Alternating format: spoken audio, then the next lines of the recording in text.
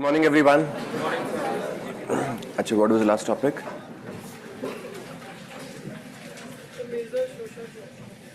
Achha, this is the second lecture. Okay.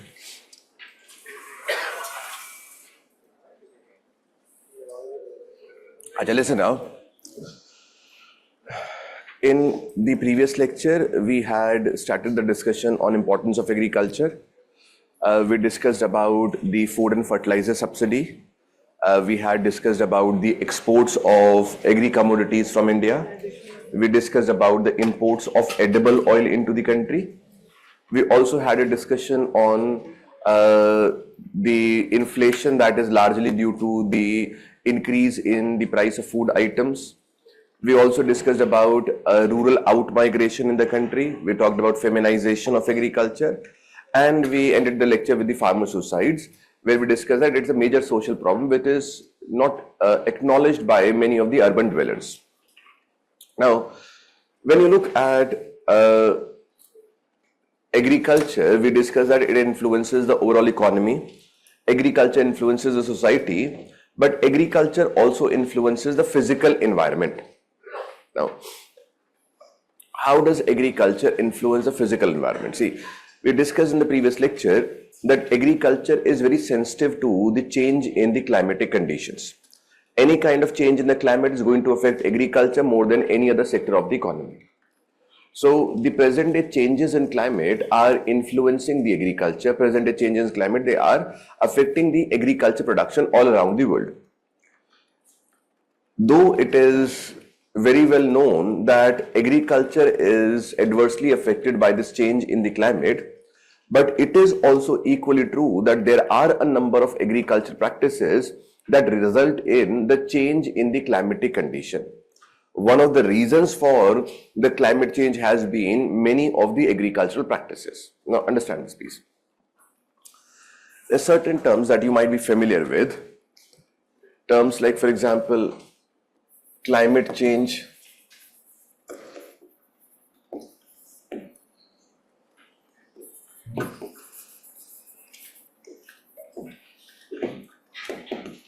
global warming,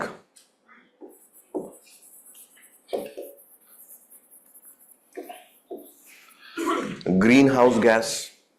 So greenhouse gases, global warming, climate change, these are certain familiar terms. Now understand this please.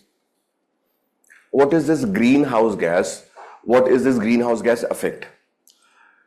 See, there are certain gases in the atmosphere that have the same effect on the temperature of the earth that a glass will have on a greenhouse. Just a simple example. Suppose it's a hot summer afternoon and I park my car under the sun. Now, after some time, when I step into the car is very hot. The reason being that glass that we have in the windscreen, the glass that we have in the windows, it will allow the heat to come in. But this glass won't allow the heat to escape that easily. And as a result of which, when a lot of heat gets trapped in the car becomes very hot because very slowly the heat is going to move out. Same ways, if suppose I'm cultivating a crop in a hilly area, okay, areas wherein we have very cold conditions. In those areas, suppose I'm cultivating a crop that cannot tolerate extremely cold conditions. So I'm going to use a greenhouse. Okay, so suppose what I'm going to do is I will have a house which is made up of glass or a house which is made up of translucent polythene sheet. Okay, so there may be a translucent sheet or there may be a house which has glass walls. The same objective is there that the glass that we have in this house, it will allow the heat to come in, but it won't allow the heat to escape that easily.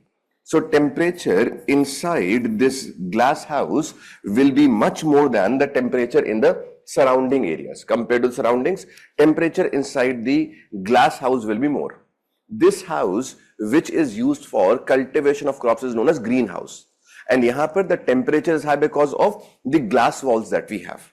So glass has an effect on the greenhouse, and with ambient temperature, warm conditions, you can cultivate the crops which cannot be cultivated in the cold conditions which are outside this greenhouse. This is known as a greenhouse effect. Similarly, there are certain gases in the atmosphere which, like for example, carbon dioxide, or for example, nitrous oxide, or for example, methane, or if water vapor can be called as a gas. So there are certain gases in the atmosphere that have the same effect on the earth that the glass has on the greenhouse. That means if the concentration of these gases in the atmosphere increases, if you will have more of methane, more of carbon dioxide into the atmosphere, what will happen is they are going to allow the heat to come in, but they won't allow the heat to escape that easily. So they are going to trap more amount of heat. And as they're going to trap more amount of heat, what is then going to happen is temperature of the earth is going to go up. And this increase in temperature of the earth is what we call as global warming. And then when you look at this term global warming, whenever the temperature is going to change, then changes in temperature will also bring changes in the pressure conditions. Manoja sir is going to tell you the reasons for wind formation, reasons for rainfall. So you'll get to know that a lot of climatic events all around the world, they're dependent on temperature. So if the temperature changes, then in that case, we will see more of the change in wind patterns, more of change in the precipitation and rainfall patterns, and this overall climate will see a change. And this is what we call as the climate change. Okay. So one of the reasons for climate change has been global warming, and global warming reason is greenhouse gas concentration in the atmosphere is increasing. Now suppose if I look at this climate change, what I'm going to notice is climate change can be considered as a natural phenomena. That means the earth has witnessed a series of climate change events. There have been a number of times when the glaciers have advanced. There have been a number of times when the glaciers have retreated as well. They say everybody must have heard about ice ages. So there have been different ice ages in the world. So point is climate change is a natural event, and sir is again going to tell you what are the different reasons for the climate change. Okay. But the present day rate at which climate is changing is largely because of the anthropogenic factors. The present day climate change, you can very safely say, is because of the human actions. There are certain human actions which are largely responsible for this fast change in the climate. And when you look at the greenhouse gas emissions, a good number of these greenhouse gas emissions are because of these anthropogenic factors that is causing this climate change. Now, yes, agriculture is affected by climate change, but agricultural practices also release a number of greenhouse gases. जैसे United Nations Food and Agriculture Organization along with World Resources Institute, UNFAO and World Resources Institute, they came up with a report. World Resources Institute is a think tank based in Washington, D.C. And this is a UN body, United Nations Food and Agriculture Organization. They said that of the total greenhouse gas emissions, the transportation sector, it accounts for approximately 13.5% of the total greenhouse gas emissions. Whatever greenhouse gases are emitted, transportation sector contributes at approximately 13.5% to that. Okay. The same report says the contribution of industries, it is approximately 21%. So 21% of the total greenhouse gases, they are released by the industries. And the same report also says that agriculture and land use change, due to agriculture, it is accounting for approximately 18% to the total greenhouse gas emissions.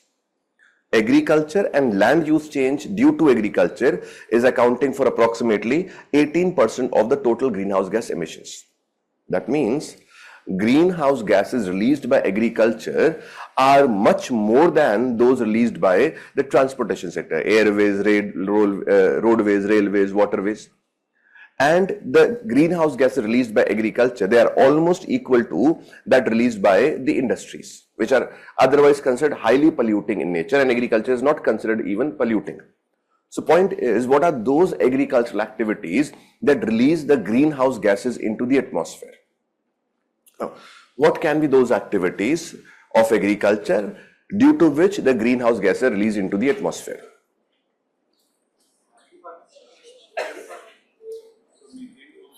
Methane from paddy, okay. Paddy fields release methane gas, okay, very good. Stubble burning, okay. Yes. Livestock rearing, okay. Stubble burning, livestock rearing, very good. Slash and burn agriculture, that is shifting agriculture, okay. Chalo. Let me just organize this, okay. First, paddy cultivation.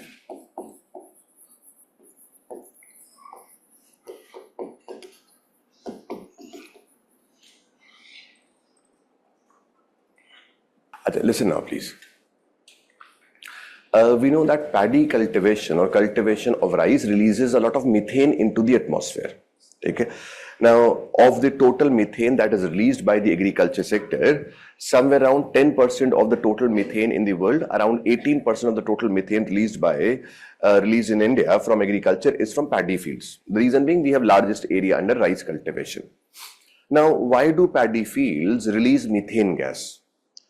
The problem is not with rice cultivation per se, but the problem is with the method through which we are cultivating paddy. The most common method of cultivation of paddy in India is transplantation method. Okay. So the most common method of cultivating paddy, it is transplantation method. Now, what is this transplantation method? Suppose I have a field wherein I wish to cultivate rice. Okay, this is a field wherein I want to cultivate paddy. Under transplantation method, what I'm going to do is, I'm not going to take the seeds directly into the nursery. Okay? Directly into the nursery, I'm not going to take the seeds into the field. I'll prepare a nursery in one corner of the field. Okay? In one corner of the field, I'm going to prepare a nursery. And the seeds will be first sown in the nursery. So I won't take the seeds directly into the ground. I will first prepare a nursery in one side of the field. And in that nursery, I'm going to sow the seeds. Now, after the seeds have been sown, then I'm going to prepare my field. I will plow the field, I will flood this field with water, I will puddle the field, and then I will cover this field with stagnant water. Now, if this is the front view, this is, let's say, my field, I'm going to plow the field, puddle it, and then I am going to flood it with water. So around 10-12 centimeters of water will be there, which will be used for flooding the field. Now, the entire field is flooded. Now, after around 25 to 30 days, what I'm going to do is, the seedlings will be taken out of the nursery. The seeds that I had sown, they have attained a height of around 15 centimeters now. Now, those seedlings will be taken out of the nursery. I'll place 2-3 seedlings in between my fingers and I will transplant it over this flooded field. Okay, is field ke upar, which is flooded, I'm going to transplant the seedlings. Now, when I'm transplanting the seedlings, 2-3 seedlings will be sown at one particular place, and that is done over a flooded field. Now, when I am flooding the field with water, there are a number of reasons. Pehla reason when I am flooding the field with water is that rice is a water-intensive crop, and flooding the field is the simplest method of providing water to the field. But the major reason is not this. Major reason is weed management or management of the unwanted grasses. Understand this, please. Suppose I look at a field during the time of peak summer season. Let's say in the month of May, I look at a field. The grasses in the field, they appear brown in color. Okay? The grasses will lie in the dormant stage because of the very hot conditions that have been created. But as soon as the monsoon season starts, the field automatically turns green. And within no time, you'll find the area that had no grasses as well also starts developing some grasses, and the growth of grass becomes very fast. So with the availability of water, the grass starts growing very fast. Same ways, when I'm cultivating paddy, paddy is a kharif crop. That means paddy will be sown in the months of June and July and will be harvested by the months of October, November. So when I look at paddy, what I'm going to find is, if I am cultivating paddy, the field of paddy will also have a number of unwanted grasses. So if I have a field, there will be a number of unwanted grasses here. Okay, so a lot of unwanted grasses are there. Now there are these grasses, they are going to consume the nutrients that are meant for my rice crop. They're going to consume the water which is meant for my rice crop, and they are then going to grow at the cost of my rice crop. And if they grow to a certain height, then in that case, we are going to face the problems wherein they are going to block the sunlight and the productivity of my field will be very low. One of the basic reasons for transplantation is that I am having a seed which is sown in the nursery, where in a very small area, it is very easy for me to manage the weeds. In a very small area, I can rear them easily. And once they attain a height of 15 centimeters, they get a head start over the weeds or unwanted grasses. So they are already 15 centimeters, and then weeds will take some more amount of time to grow, and as a result of which they are going to get a head start. This is the reason for transplantation. When I am flooding the field with water, again the reason is weed management. That is, rice is a plant where the roots of the rice plant, they are going to develop parenchyma tissue, and they are able to sustain waterlogged conditions for almost 10 days. So if my field is flooded with water, now rice plant will be able to sustain this kind of waterlogged condition. But the weed or unwanted grass, it is flooded with water. Because it is entirely covered with water, this weed or unwanted grass will not be able to survive. As it is not able to survive, it is going to die. So basically, in this transplantation method, when I am flooding the field with water, one of the basic reasons for flooding the field is water is to be used as a natural herbicide. Okay? I have some other methods as well. I can hire the workers. Workers can manually uproot the weeds or unwanted grasses. But those workers are going to charge a very high amount, and cost of rice cultivation is going to increase. I can use a chemical or a herbicide, but that chemical, if I apply, will also affect my rice plant as well. So point is that when I am flooding the field with water, water is going to act as a natural herbicide, and the rice plant will survive waterlogged condition for 10 days, but that would not be the case with the unwanted grasses which are completely flooded with water. Is my point clear to everyone? Now, once these weeds are going to die, the dead weeds or dead unwanted grasses will also be decomposed. Okay? And when these are decomposed, for any kind of decomposition, oxygen will be required. But here, because the field is flooded with water, there is very limited oxygen supply here. So, in absence of oxygen, anaerobic decomposition of this unwanted grass is going to take place. And whenever anaerobic decomposition takes place, it is going to release the methane gas. So methane is released from the paddy fields because of the flooding of field with water, and it is not rice cultivation but cultivation of rice using transplantation method, which is the major reason for methane gas emissions. Is my point understood by everyone? Now, if you remember, in the previous lecture, we discussed about the exports of rice from India, and we also talked about virtual export of water. When you look at certain areas of India, like for example, Punjab, we discussed that rice maximum of production is in West Bengal, followed by UP, followed by Punjab. If I look at the areas of Punjab, if I look at areas of Haryana, these areas are major rice producers in the country. Punjab, we know, is the third largest producer of rice in India, but Punjab is an area where rainfall is very limited. Average annual rainfall in Punjab is less than 75 centimeters a year. So naturally, Punjab is not suitable for rice cultivation. And when rice is cultivated in Punjab using this transplantation method, when I am going to flood my field with water, then what is going to happen is some amount of water will be used by the plant, and rest of the water will be lost to evaporation. So evaporative losses will be very high, and we will be wasting a very large amount of water. That is why we mentioned that just to produce 1 kg of rice, you need 5,000 liters of water in Punjab. So when you go for transplantation method, not only you will face problems related to the methane gas emissions, but also a lot of water is lost to evaporation. That is why today, the government of India and government of these states, they are promoting direct seeding of rice.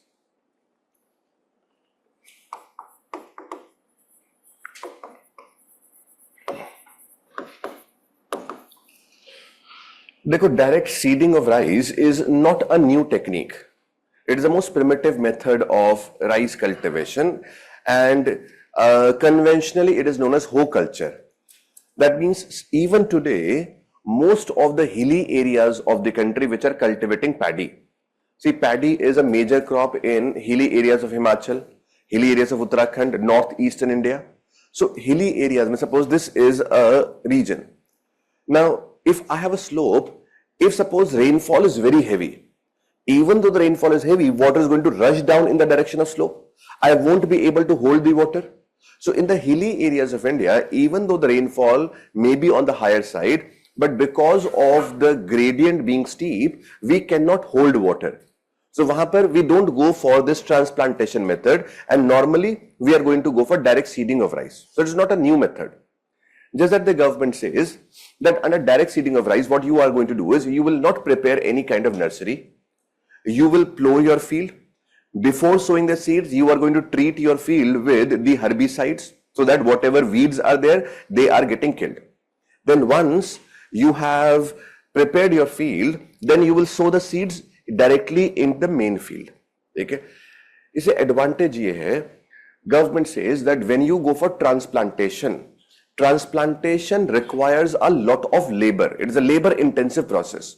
And in many areas of India, like Punjab, like Haryana or Western UP, the local people, they don't act as workers in the fields. The Punjab agriculture is largely dependent on the workers from Bihar, Eastern UP, Bengal. So, यहाँ पर the areas are there where agriculture is largely dependent on migrant workers. And transplantation requires a lot of labor. So, if you go for direct seeding of rice, this can be easily done with the help of a seed drill. A machine that is mounted on a tractor, it is going to move and it is going to sow the seeds at regular intervals. So one advantage. Second, in direct seeding of rice, I am not going to flood my field with water, just that I am going to go for alternate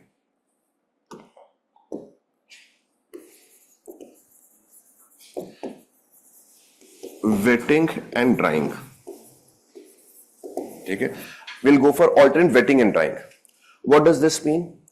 Alternate wetting and drying means that I am not going to flood my field with water. I will provide water for irrigation. Okay? I will let the field dry, and only when the field has no water, I am going to again apply the water. Understand this? If suppose I look at the soil where rice is cultivated, normally rice is requiring clay loams, that is soil that has some amount of clay, because clay is able to hold some amount of water as well. Whenever clay is dry, clay is going to develop cracks. Whenever clay is wet, it is going to swell. So if I have a soil where I have applied some water, rice plant is going to use the water. But if the soil has no water, what is going to happen is that soil is going to develop some cracks. As and when the farmer is going to see the cracks, then in that case, what is going to happen is the farmer will again apply the water. So you will apply the water, you will never flood the field, just that you will let the field go dry, and then again you will apply the water again. Okay? So this is alternate wetting and drying that will be used. So advantage क्या direct seeding rice की? One, I am going to save on labor. Second, I am going to save a good amount of water as well. Third, there will be no methane gas emissions. Fourth, the maturity of the plant will be advanced. That is, rice plant will mature a bit early. What can be the major disadvantage? Weed management is a major problem. That is why, despite a number of advantages, this direct seeding of rice is not very popular with the farmers. Okay? So as of now, when you look at rice cultivation, the most popular method is transplantation, and that releases methane into the atmosphere. I guess it is clear to everyone.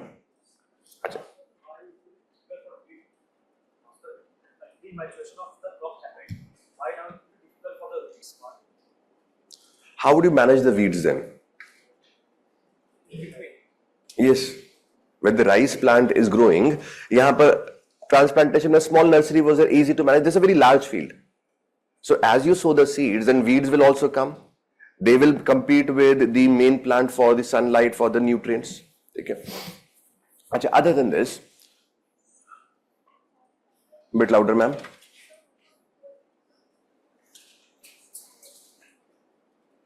Advantages. I told you, one, you are going to save on labor. Second, water. You will not have methane gas emissions. Rice plant will mature a bit early. Okay. Achha. Then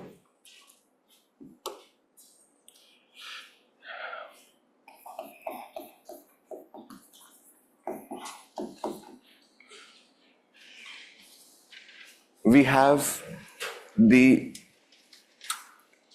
greenhouse gas emissions which are released by the livestock animals. Listen now. Of the total methane that is released from the agriculture sector, almost 40% of the total methane is released by the livestock animals, especially cattle and buffaloes. Whenever the food goes inside the intestines of the cattle, or whenever the food goes inside the stomach of the cattle, cattle stomach is divided into 4 compartments.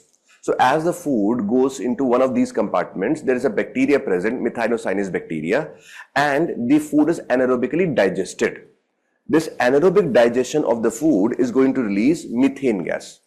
The gas, that is methane, which is produced, it will be released by the animal through the belching method. That is when the animal starts burping, and through this belching, a lot of methane is released. And this is much more than the methane that is released by the paddy fields.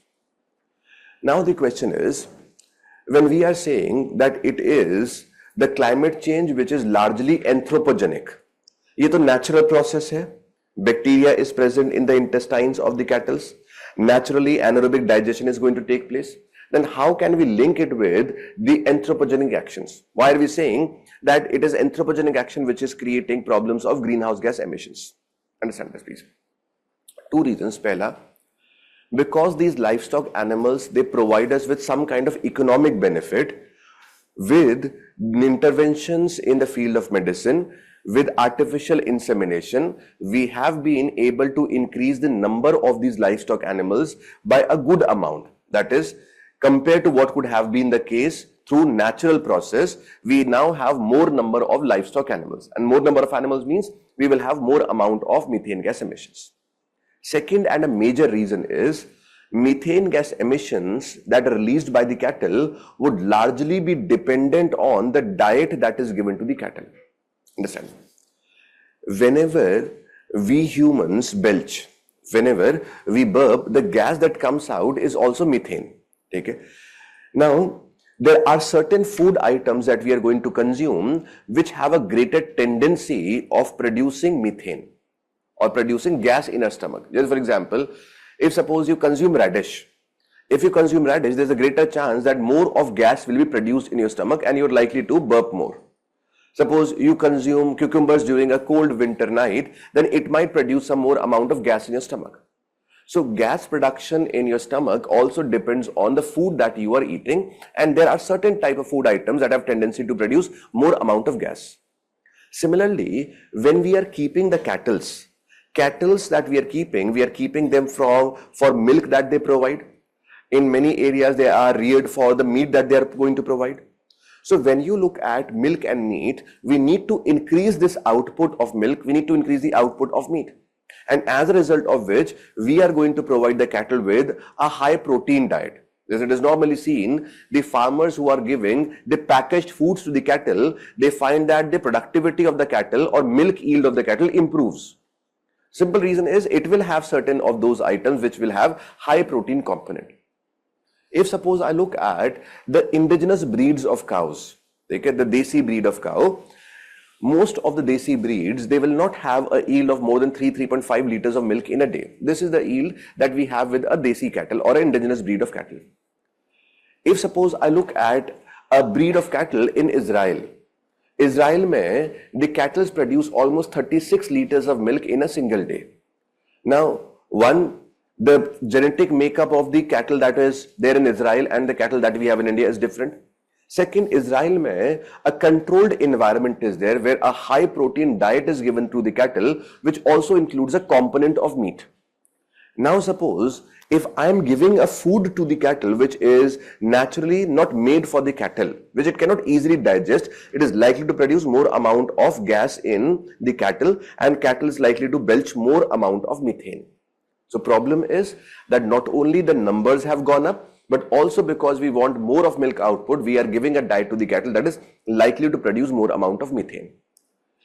Now, what is the solution? Should we not aim for the maximization of the milk output? No, that is not the case. But there are certain amendments, certain supplements that are available. Jaise Indian Council of Agriculture Research has developed a feed supplement known as Harit Dhara. It has developed a feed supplement known as Harit Dhara. Now, ICR says if you mix Harit Dhara with the cattle feed, then not only the milk output will increase, but methane gas emissions will go down by 18 to 20%. So if you mix Haridhara with the cattle feed, then milk output is going to go up. At the same time, methane gas emissions may go down by 18 to 20%. Then it is also found that if you mix just 2% of the seaweed, if you mix just 2% of the seaweed in the cattle feed, methane gas emissions can go down by more than 90%. See, seaweed is basically a non-flowering algae that is now grown by a number of farmers, especially in Tamil Nadu and Gujarat. One of the major marine products that we are producing in the world today is seaweed. And just 2% of seaweed, if it is mixed in the cattle feed, methane gas emissions can go down by 90%. So, small changes if you can make, you can also control the methane gas emissions without compromising on the milk output. Today, scientists in Canada, they are also developing a breed of cows that are likely to belch less amount of methane. So this set of cow or this kind of cow has been produced by some scientists in the areas of Canada wherein it is going to produce less amount of methane. Okay, so livestock rearing, it also releases a lot of methane into the atmosphere, one of the reasons for climate change or greenhouse gas emissions. Then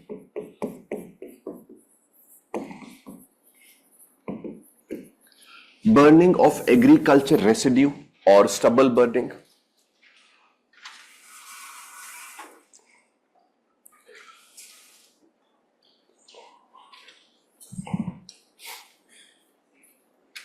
Basically a non-flowering algae that is grown in the ocean. Okay? It is a natural product, but today because demand is very high, it is considered a very rich source for human diet as well. Farmers all across the world, including farmers in Tamil Nadu and Gujarat, they are cultivating it. Okay? It fetches a high price, and it is estimated just 2% of seaweed mixed with the cattle feed is going to bring down the methane gas emissions. But listen now, agriculture residue or stubble burning. Every one of you must have heard about stubble burning. Every year in the months of November, we face problems of pollution in Delhi, and people of Delhi blame it on farmers of Punjab and Haryana that they are burning stubbles and we are facing problems. What have you read about the stubble burning, if you remember anything? The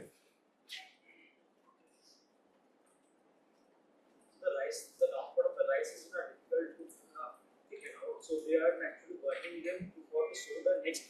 Okay, so the root of the rice, it is difficult to extract and farmers are going to burn it so as to make the field clear for the next crop. Okay, good. What else?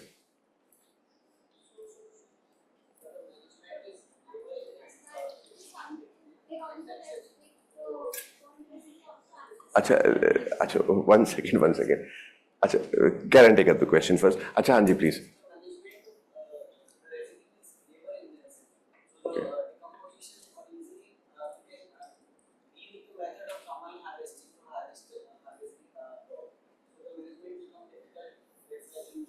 We use combined harvester and management of stubble becomes difficult and burning is an easy solution. Yes, ma'am.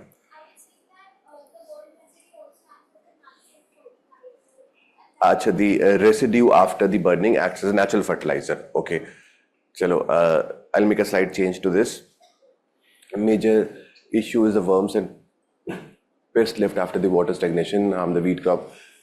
Fungus problem. Very good, Rahul. Rahul says that when you burn the field, whatever worms are there, whatever pests are there, they all are removed or they all are killed, and the field is basically sanitized for the next crop. Good. Listen now.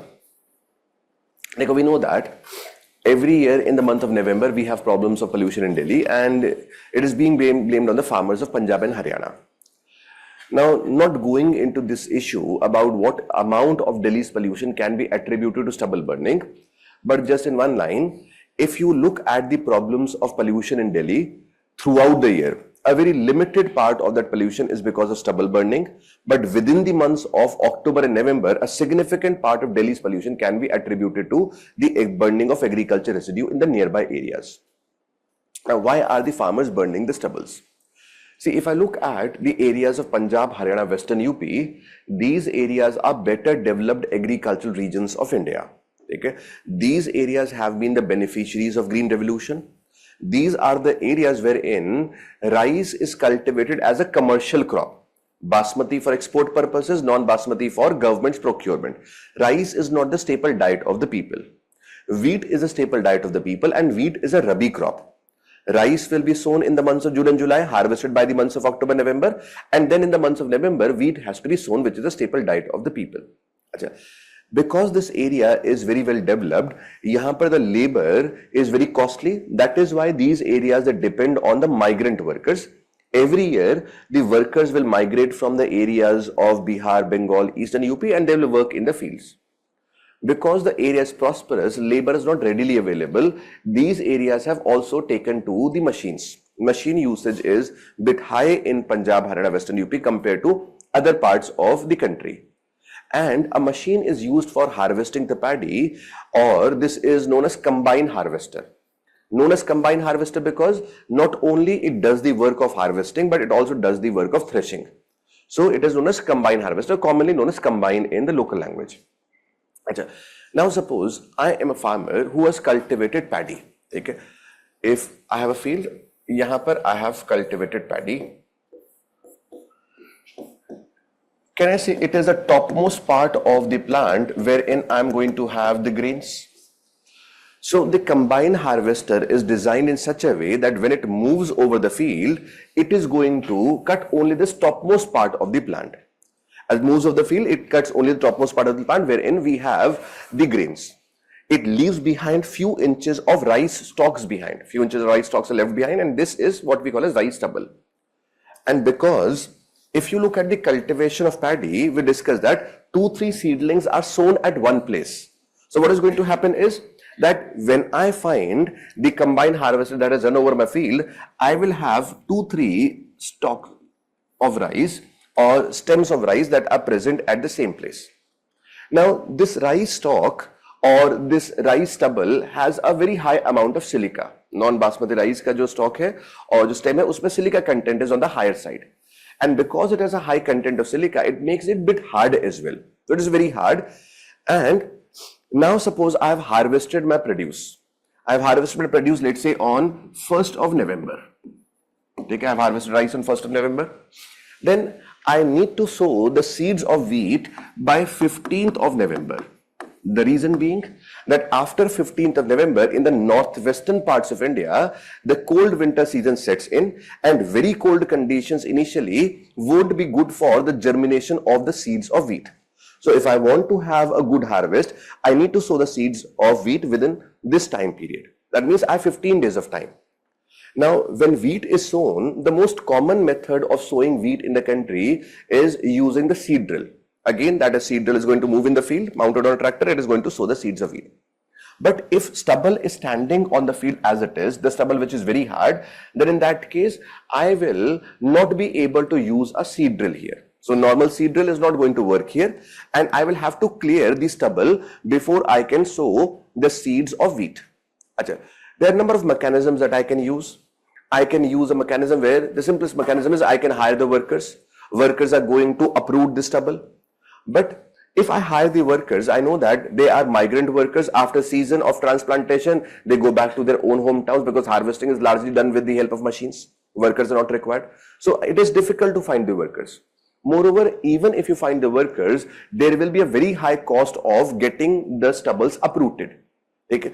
So the farmers have a simplest method that the farmers are going to burn the field. And once the farmers are going to burn the field, within no time, with no cost, within some time, the entire field is cleared of the stubble. Moreover, rice is a crop which is grown in the Kharif season. There are a number of insects as well, which may create problem for the next crop. So what is going to happen is when I'm going to burn my field, that all of those insects, all of those worms, they are also going to die and the field gets sanitized. So basically, the farmer also thinks that when he is going to burn the stubble, then the ash is going to act as a fertilizer. But it is a misconception. When you are going to burn the stubbles, a lot of nutrients are damaged. Suppose a soil hai, okay? I have a plant over the soil. Can I say plants would require certain nutrients for its growth? Plant is going to obtain nutrients from the soil. Calcium, magnesium, potassium, nitrogen, ये सब मिला plant को. Now, some of those nutrients are present in the grain. Some of those nutrients are present in the stem as well. If the stem is going to decompose, can I say nutrients will be returned back to the soil? But if I'm going to burn the stem, most of these nutrients will be damaged. So it's a misconception that we will have the nutrients added to the field when you are going to burn the field. Just that the farmer finds that some amount of potash may be added, but a good amount of other nutrients are damaged. Second, the field is also sanitized. This is the reason why the farmers are burning the stubble. But when the farmers are burning the stubbles, this will release a number of greenhouse gases, will release a number of polluting gases, and will also release particulate matter. This is going to become the source of pollution in the nearby areas. Now, when the farmers are burning the stubbles, are there no alternatives to stubble burning? Is there any solution to this particular problem of stubble burning in the country? Now, if there are solutions, are these solutions very effective? Now, listen carefully, please. If you look at the stubble burning, we find that Delhi also is an area that cultivates paddy, and Delhi mein the problem of stubble burning has been controlled to a very large extent. And one of the reasons for controlling the problem of stubble burning in Delhi has been Pusa biodecomposer. Again, Indian Council of Agriculture Research has developed a set of capsules. Okay? A very cheap capsule is there, a set of 4 capsules which will be mixed with water, and a solution will be prepared.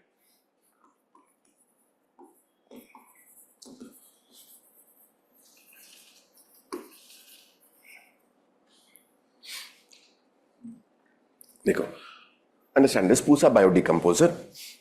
The set of capsules prepared by ICAR, and Delhi government provides it to the farmers free of cost. Okay? These capsules are to be mixed with water, and the solution prepared needs to be sprayed over the field. And this solution is going to convert this stubble into manure within a matter of 30 days. Within 25 to 35 days, within 1 month, you can say, it will convert the stubble into manure. And then sowing of wheat becomes easy. Now, this has been very successful in Delhi, but it has not been successful in Punjab. It has not been successful in Haryana. Why it has not succeeded in Punjab? Why it has been very successful in Delhi? The simple reason I know that it will take around 30 days for decomposition, but we have only 15 days of time with us.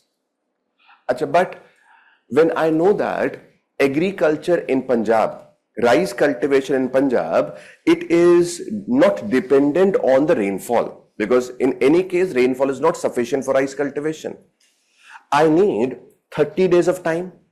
Then why don't I advance my transplantation, or why don't I advance my sowing of rice by 15 days?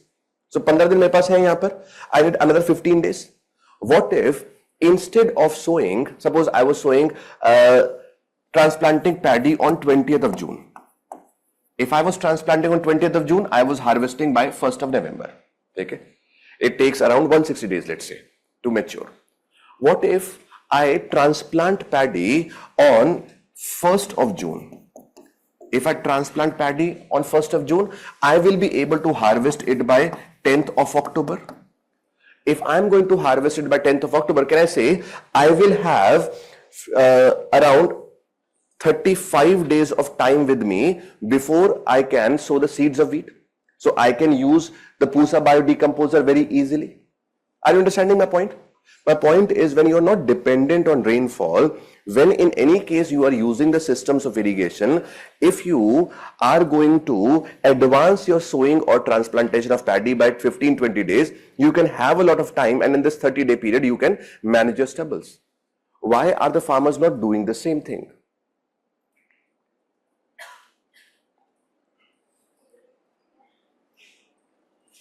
Winter, that means, what would happen if I sow it 15 days early?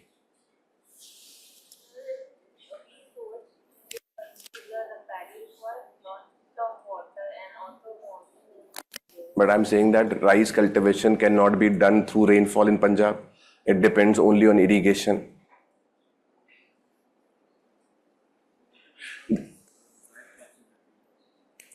Listen, the simple reason is that The government of Punjab, government of Haryana, since 2009, they have been announcing a date, and before that date, you are not allowed to transplant paddy. And that date normally is 15th of June plus minus 5 days. That means Punjab government, Haryana government, since 2009, they have been announcing a date and they don't allow you to transplant paddy before that particular date. What is the reason? Understand this, please. If suppose I'm looking at paddy cultivation in Punjab, this is my field, okay? I have some amount of groundwater. Let's say it is 15th of May, it is the peak summer season. Can I say in the peak summer season, the groundwater levels will also go down? Peak summer season when demand for electricity will be exceptionally high. All the quarters will be demanding electricity. So limited supply of power is there. Now, if I have to pump water from deeper parts of the ground, I will require more amount of water, more amount of electricity. I suppose pump the water and flood my field with water. Once I flood my field with water, because it is a peak summer season, the sun's rays or insolation is very strong and evaporative losses will be very high. And instead of using 5,000, I may use 6,000 liters of water to produce 1 kg of rice. These are the areas, Punjab and Haryana, wherein we have a problem related to groundwater depletion. That is, groundwater table is falling very fast. In Punjab, the rate at which groundwater table is falling is 70 to 110 centimeters a year. That is as much as 1 meter a year, the groundwater table is falling. And alarmed by this rapid fall in the groundwater table, Punjab and Haryana government said that we will not allow you to transplant paddy before 15th of June. After 15th of June, what is going to happen is monsoon may come up. With monsoon coming, there may be a cloud cover. If the clouds are there, a good amount of insolation will be reflected back by the clouds. With some amount of rainfall, groundwater will also be recharged. The water level will come up. At the same time, with monsoons bringing respite from very hot summer season, the demand for electricity is also going to go down and we can now provide electricity to the farmers.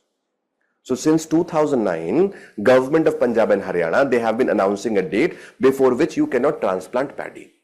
So even if you want to advance your sowing season by 15 days, it is not possible if you're going for this transplantation method. So this Pusa biodecomposer, which has been very successful in the areas of Delhi, has not been met with much success in the areas of Punjab and Haryana. Then what can be the other solution to this problem? When you look at paddy cultivation in Punjab, what I'm going to find is majority of the farmers in Punjab, they are cultivating non-basmati varieties. They cultivate non-basmati variety, and a very popular variety cultivated is Pusa 44. Okay? A very popular variety that is cultivated is Pusa 44. Pusa 44, it was introduced in Punjab in 1993-1994 and it has been a super variety since then. It is liked by a large number of farmers.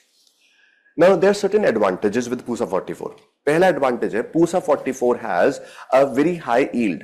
The yield is as much as 6,000 kgs per hectare. Not only yield is high, but even the grain is very strong. That is, when you take this paddy to a rice mill, the grain is not going to break during the milling process.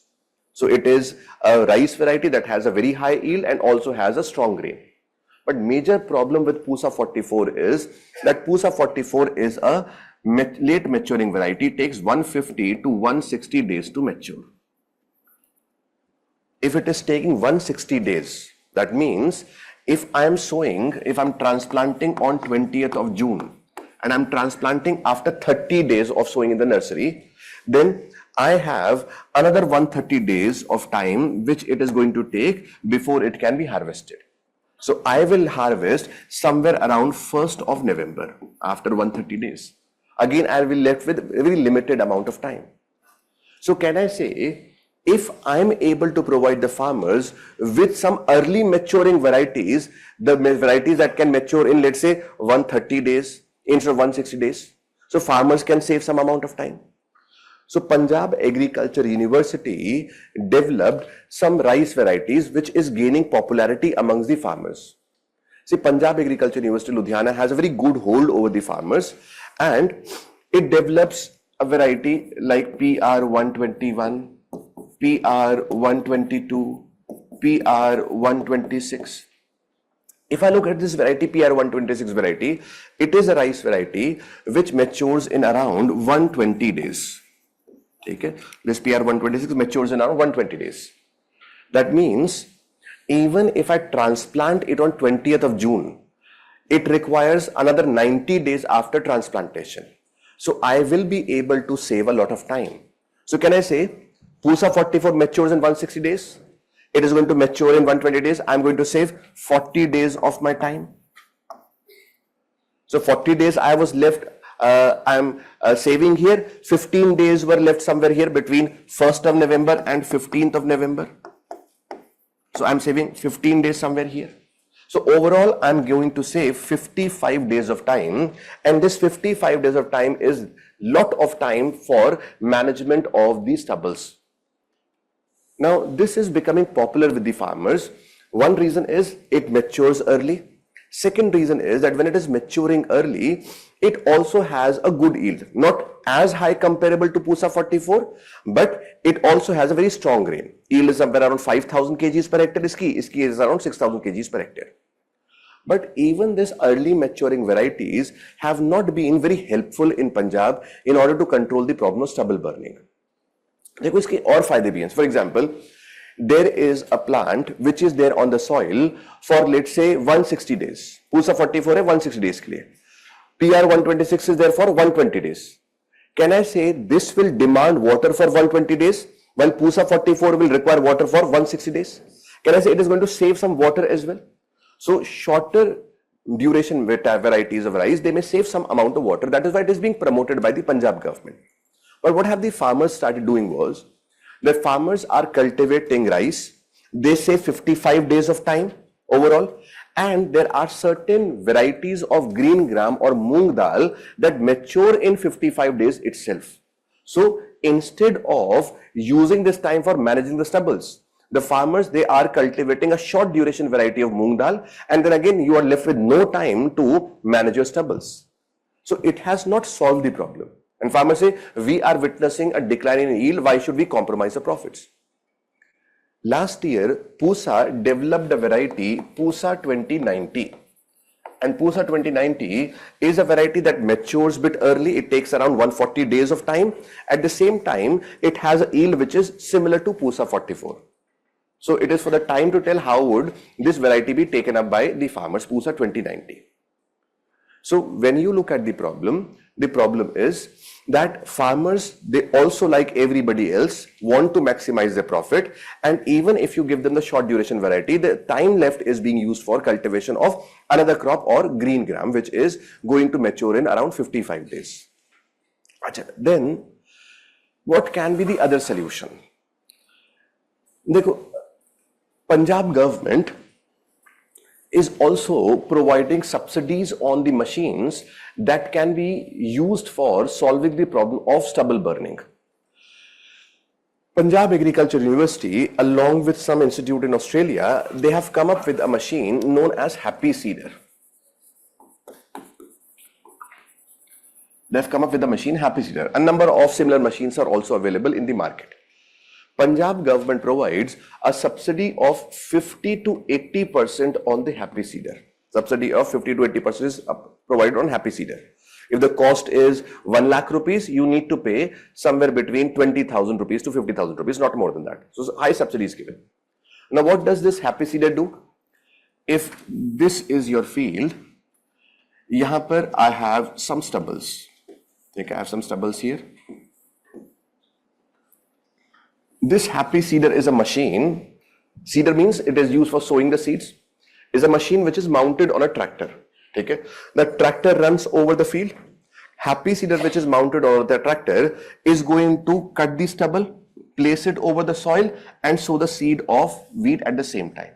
It is going to move. It is going to cut the stubble, place it over the soil, and sow the seeds of wheat. Cut the stubble, place it over the soil, and sow the seeds of wheat. So in a field where already stubble is standing, Happy Seeder can sow the seeds. The stubble in some time is going to decompose, and as a result of which the wheat crop is going to grow with some nutrients also added to the soil. Now, this Happy Seeder, though a subsidy of up to 80% is given, has again not been a hit with the farmers. Why?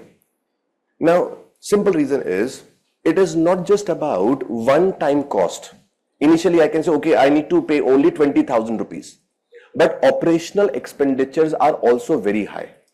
To run a machine like a happy seeder, you need a tractor with a greater horsepower. Every farmer may not have that kind of tractor. If I am using happy seeder, I will hire a tractor from outside. The person who owns the tractor, he knows that when the tractor is going to move with the happy seeder, it is going to move very slowly. And because it moves very slowly, it is going to consume more amount of diesel. So initial investment may be something, but we have a very high cost of operation as well. But can I say the areas of Punjab and Haryana, they are better developed agricultural regions? These are the areas where we have prosperous farmers. Can the farmers not bear this cost of operations just for the sake of environment? It can be easily done. But this is where the problem lies. Dekho, when we talk about environment, environment suffers from the problem of free ridership. Environment can be called as a tragedy of commons. Like public park hai. Everybody wants to use the facilities in the public park, but nobody wants to take the responsibility of maintaining that public park. ये similar problem है environment के साथ. Whenever you have problems of pollution in Delhi, people of Delhi, they become very environment friendly, and they say people of Punjab, they don't know about the problems of pollution that we are facing, and they are careless people, they are irresponsible people, they are burning stubbles, and they should not do so. If we talk to farmers in Punjab, they're going to say if people of Delhi are so much concerned about pollution, why are they running ACs for 8 months in a year? Now, when you look at ACs, they consume a lot of electricity. What is the major source of power generation in India? Coal-based thermal power plants, which are again highly polluting in nature. If you're so concerned about pollution, if you're so concerned about environment, then why don't you use public transport? आप metro में क्यों नहीं जाते? Why do you use your fancy SUVs for traveling? The point is, when it comes to environment, everybody wants to enjoy the benefits of environment, but nobody wants to take the responsibility for conservation. Now, how are you going to motivate people for environmental conservation? You are a farmer in Punjab. I tell you, do not burn the stubbles. आप बोलोगे उससे क्या होगा? You will have a very clean air. Then what? Then your future generation, your present generation, they are going to have a good life because we have clean and livable environment. But I'm going to bear the loss, and everybody breathes the same pollution-free air. So why should I take the responsibility for everyone? So point is, if you want to motivate people for environmental conservation, you will have to provide them with some kind of tangible benefits. Only when the people can obtain some tangible benefits with environmental conservation, they will be motivated for this. जैसे हरियाणा में last year, the government of Haryana came up with a proposal, and this has been very quite successful. This Haryana government says, suppose I am a farmer, I have stubbles in my field. Government says, आप इसको उखाड़ो, आप इसको, you don't burn these stubbles, you get it uprooted. अच्छा, if suppose I hire the workers take an amount of 1,000 rupees for every acre. Like every acre for uprooting the stubbles, workers, they demand a wage of 1,000 rupees. If the government tells me that you get the stubbles uprooted and I will purchase the stubble at a rate of 2,000 rupees per acre. The stubble that is collected from 1 acre, I am going to purchase it at a price of 2,000 rupees. Can I say with this, farmer will have a clean profit of 1,000 rupees? This is going to motivate the farmers to not burn the stubbles. If you provide me some incentives which are going to give me some kind of direct monetary benefits, most of the farmers will be willing to not burn the stubbles. Now, you have not burned the stubbles, you have collected and the government is purchasing stubble. What will the government do with this? That means only providing incentives to the farmers won't help. At the same time, the stubbles need to have some kind of value.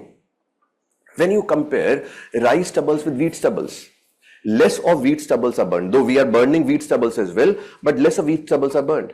The simple reason being, wheat is considered as a nutritious fodder for the cattle.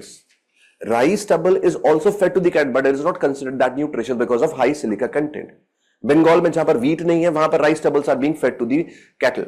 But Punjab में, Haryana में, Western UP में, it is stubbles of wheat which are then given to the cattle or the farm animals. So point is that there has to be some value of the stubble, and only in that case the government would be willing or third party may be willing to purchase the stubble from the farmers. Abhi Haryana mein last year what happened was government said every village or every block will have a baler. Stubble आपने बना लिया, उस stubble को you need to transport. You will have to create a bale. उसका गट्ठर बनाना पड़ेगा. For baling, a machine is the baler which has been given at every village or every block so that it can be converted into a bale so that it can be easily transported. So you have transported stubble as well. What will you do now? Now there are certain things to what we can wherein we can use the stubbles. Jaise somebody mentioned like Trident is doing. See, in Barnala, Punjab, there is a paper mill known as Trident Paper Mills. This Trident Paper Mill, it is basically using the stubbles to manufacture paper. So paper is made using the stubbles. Okay? So one, paper can be produced, paper board can be produced using the stubbles. Second, government has made 5% biomass co-firing. 5% biomass co-firing mandatory. What does it mean? Biomass co-firing. Okay? Listen now. When you look at this biomass co-firing, whatever power we are producing in the country, maximum of the power it is produced from coal-based power plants. Suppose there's a power plant, it has 100 kg of coal to be burned. Okay? Once coal is burnt, heat will be produced. Heat will turn water into steam, and steam under pressure is going to run the turbine, and this is how power will be produced. Now, the government says the coal-based power plants, you won't burn 100 kg of coal. But what you're going to do is, you will burn 95 kg of coal, and 5 kg will be the pellets that will be made from the agriculture residue. So rice stubbles, wheat stubbles, or whatever agriculture residue is there, it will be converted into pellets, and those pellets will be burned along with coal, so that some amount of stubbles or agriculture residue can be utilized. But can I say, whether I'm burning the stubbles in the field or I'm burning the stubbles here, still we are burning it, still the same gases will be released? Now what difference does it make? No, there is a difference. The difference is that when you are going to use the pellets, you are burning it in a controlled environment. All the gases that are released, they are moving out through a chimney. The gases that come out of the chimney, they are known as flue gases.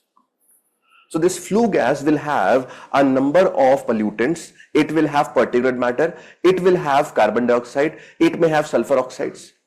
But in a chimney, in a controlled environment where the gas is coming out, you can filter the gases. There's a what if I'm going to use a wet scrubber. This wet scrubber is going to react with a number of gases, will convert them into less benign or less harmful gas. Or suppose I can sprinkle water from the top, and as a result of which the particulate matter can be reduced. What if I'm using a flue gas desulfurization unit? SO2 emissions from this flue gas, they can be controlled. So point is, in a controlled environment, you can filter out the harmful gases, you can remove the particulate matter, and this can be easily done with a limited investment. This is biomass co-firing. There are a number of power plants which are also directly burning the biomass to produce electricity. जैसे आप coal burn कर रहे हो, instead of burning coal, you can burn the biomass or agriculture residue, and then it can also generate some electricity.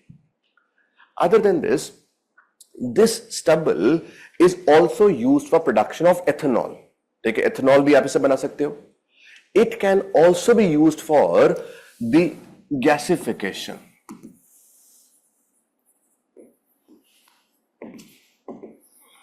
It can be used for gasification. Understand this. What is this? Biomass gasification. Biomass gasification. Gasification, if you have heard this term, it is basically a process wherein you burn something with a very limited amount of oxygen and it produces syngas. Listen. Two methods are there wherein I can use the biomass to produce electricity or to produce energy. One, I am going to burn the biomass, heat generated completely when the biomass is burned will turn water into steam, steam under pressure runs the turbine. Second is some amount of agriculture residue or biomass is there. It will be burnt, but with very limited amount of oxygen. For any kind of combustion, oxygen is required. I will supply oxygen, but less than what is required for complete combustion. This partial combustion with limited supply of oxygen will be known as gasification. Okay? Jैसे if you read budget this year, the government says we will go for coal gasification. That means coal will also be converted into a gas. So point क्या है? Agriculture residue will be burnt with a limited amount of oxygen, and this will produce a gas. And that gas is known as synthesis gas or known as syngas. Synthesis gas is nothing but carbon monoxide plus hydrogen. You must be hearing about green hydrogen. Everybody must have heard. What is green hydrogen? From non-polluting agent production of basic hydrogen.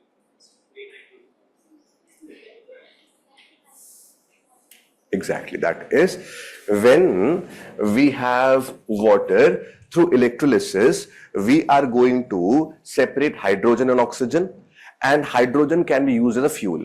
But electrolysis will require energy, it will require electricity. If we are splitting the water through electrolysis and the energy is supplied which is generated from renewable sources, then it will be called as green hydrogen. It will be called green hydrogen only when the electricity that you are using is made from the renewable sources. So can I say hydrogen is a fuel? Same ways, when you have syngas, it can also be used as a fuel. It can be used for running the internal combustion engines. It can be used for fertilizer production. This can be done. Or stubbles can also be converted into biogas.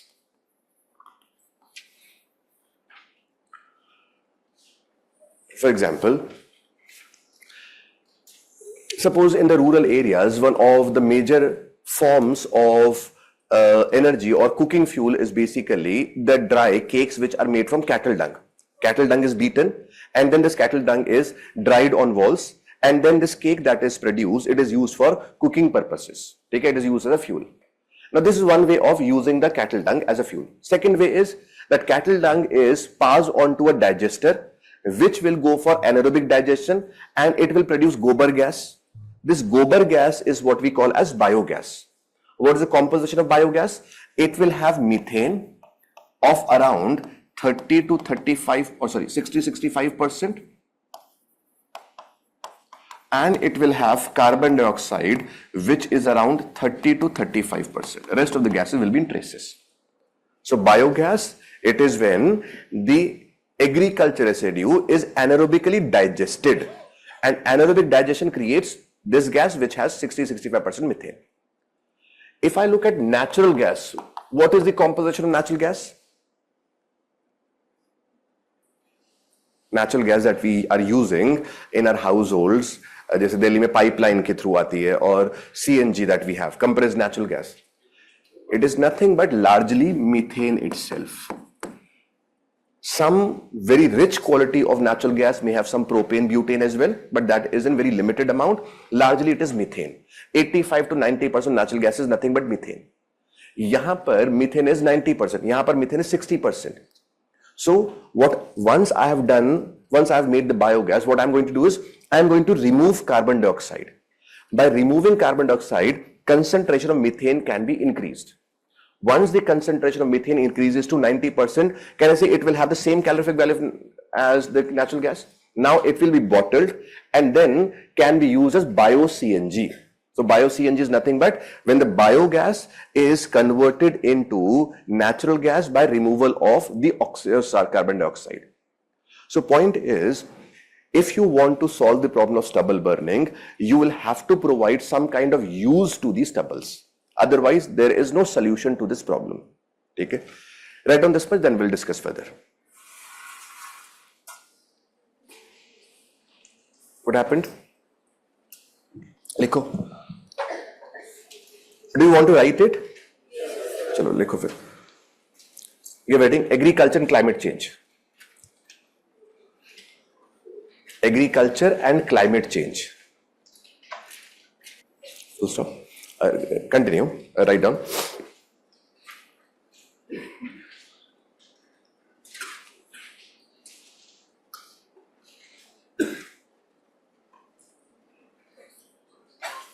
although climate change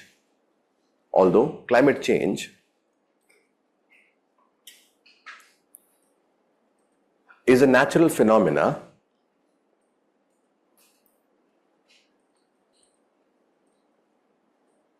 where Earth has witnessed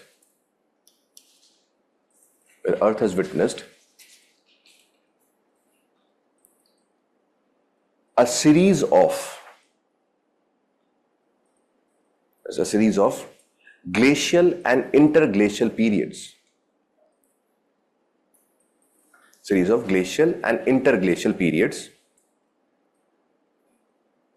But the rate at which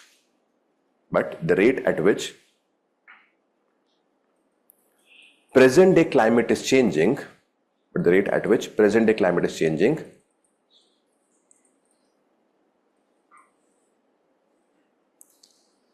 is largely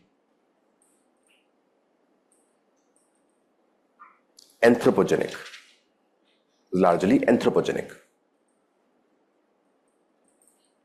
So, any change in temperature and precipitation pattern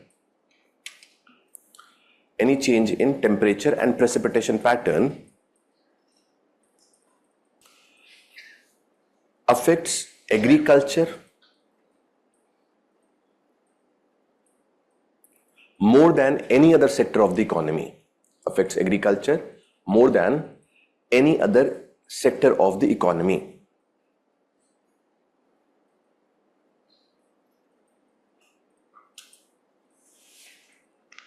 Example: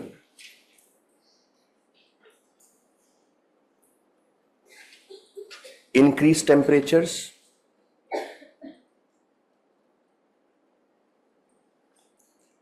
result in faster multiplication of pests,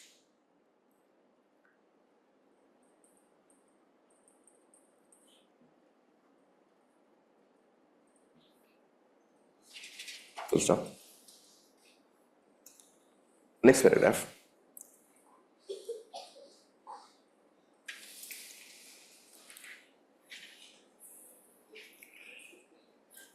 The change in the climatic conditions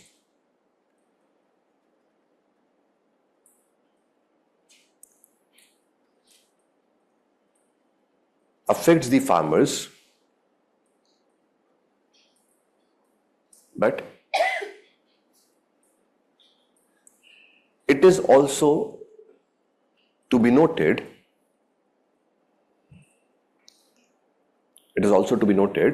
that many faulty agricultural practices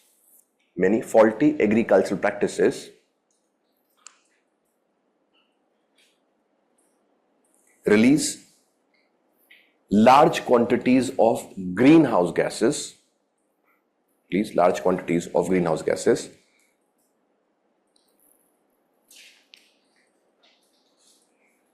which become the reason for global warming and climate change.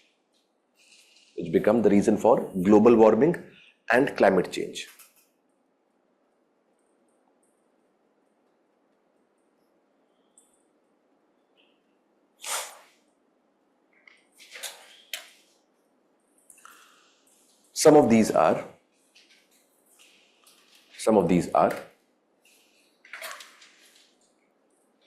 first point, paddy cultivation.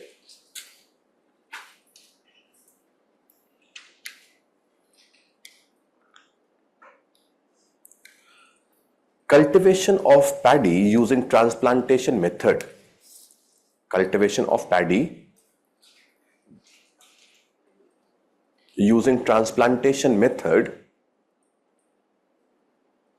releases methane into the atmosphere.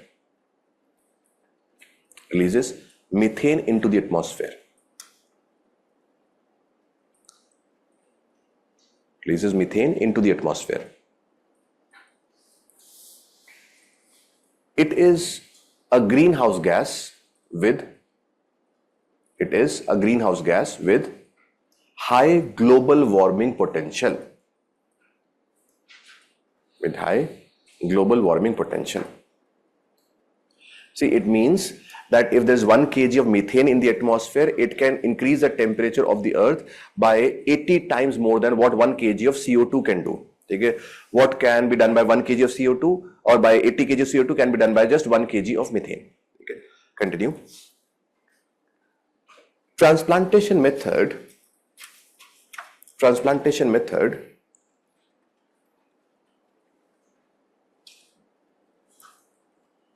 is commonly used for paddy cultivation,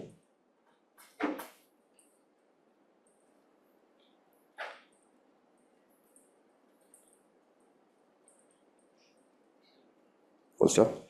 Under this method, seedlings are transplanted. Under this method, seedlings are transplanted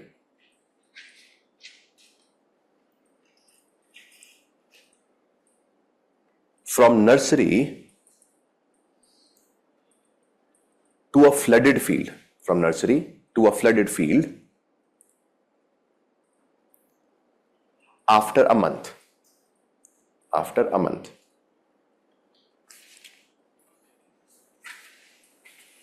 Stop. The field is flooded for weed management.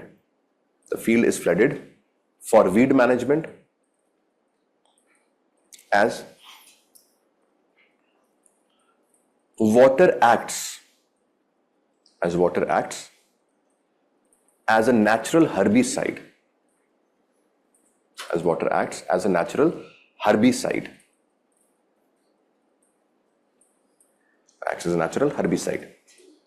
Full stop.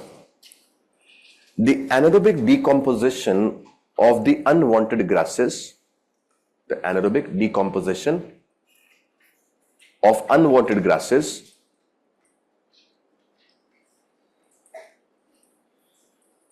in waterlogged conditions,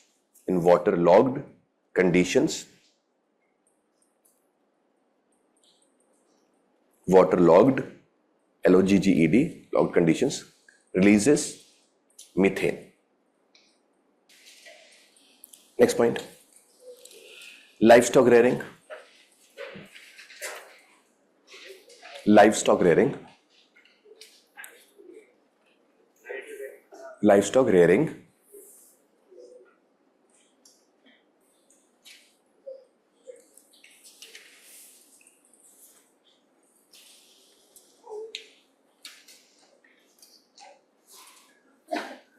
Large quantities of methane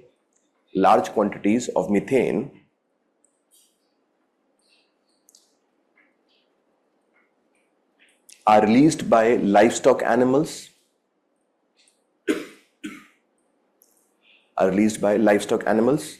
especially cattle and buffaloes.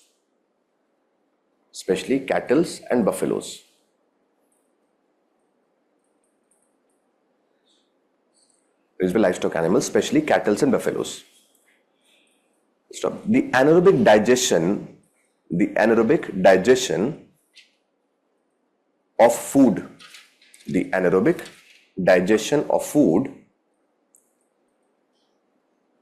in the cattle produces methane, which is released through belching largely. Anaerobic digestion of food produces methane, which is released through belching. BELCHING. Anaerobic digestion of food produces methane, which is released through belching.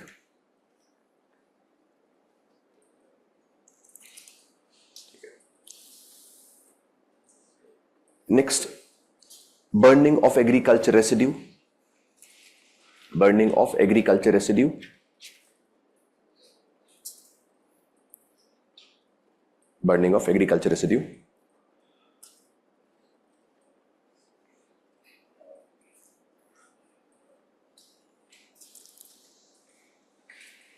It is a common practice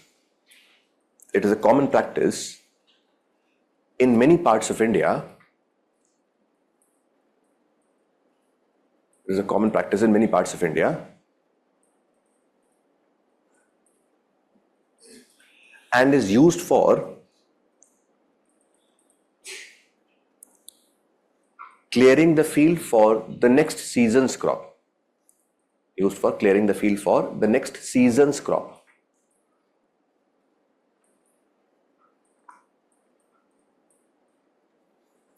Full stop. Burning of rice stubbles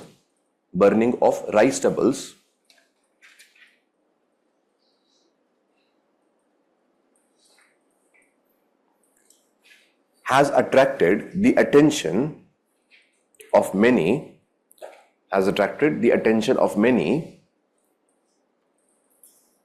as it creates pollution problems in northwest India.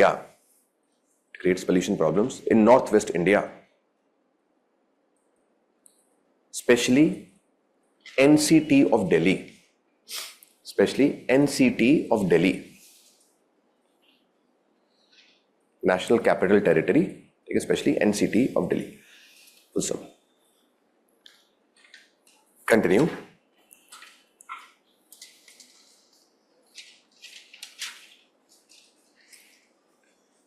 Next paragraph. Combined harvester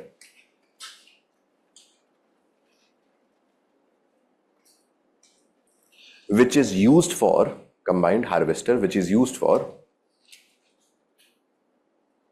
harvesting paddy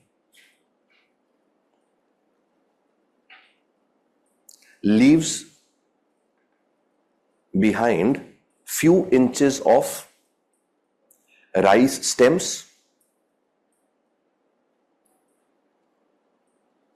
So, rice stems, full stop. These stubbles are hard and prevent the sowing of wheat seed. These stubbles are hard and prevent the sowing of wheat seeds.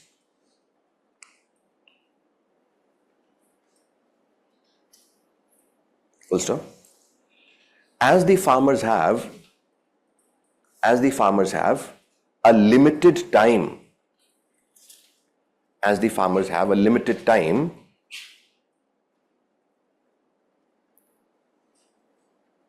between the two crops,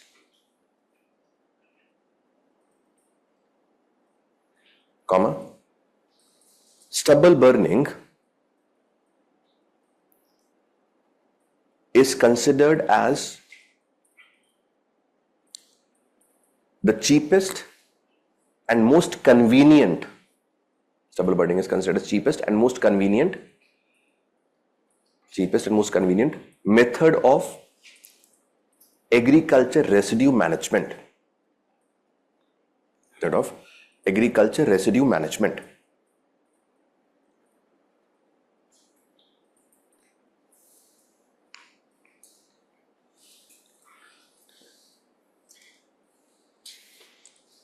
Next paragraph, same point.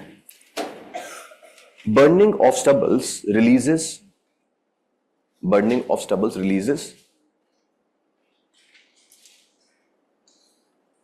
a number of greenhouse gases,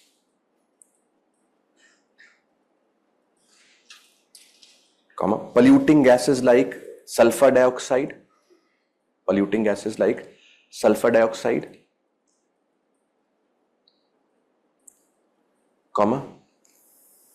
particulate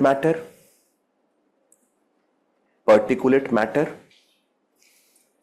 and is also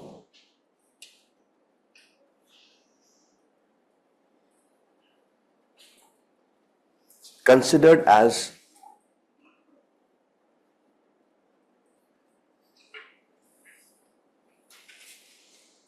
a process which damages a number of nutrients.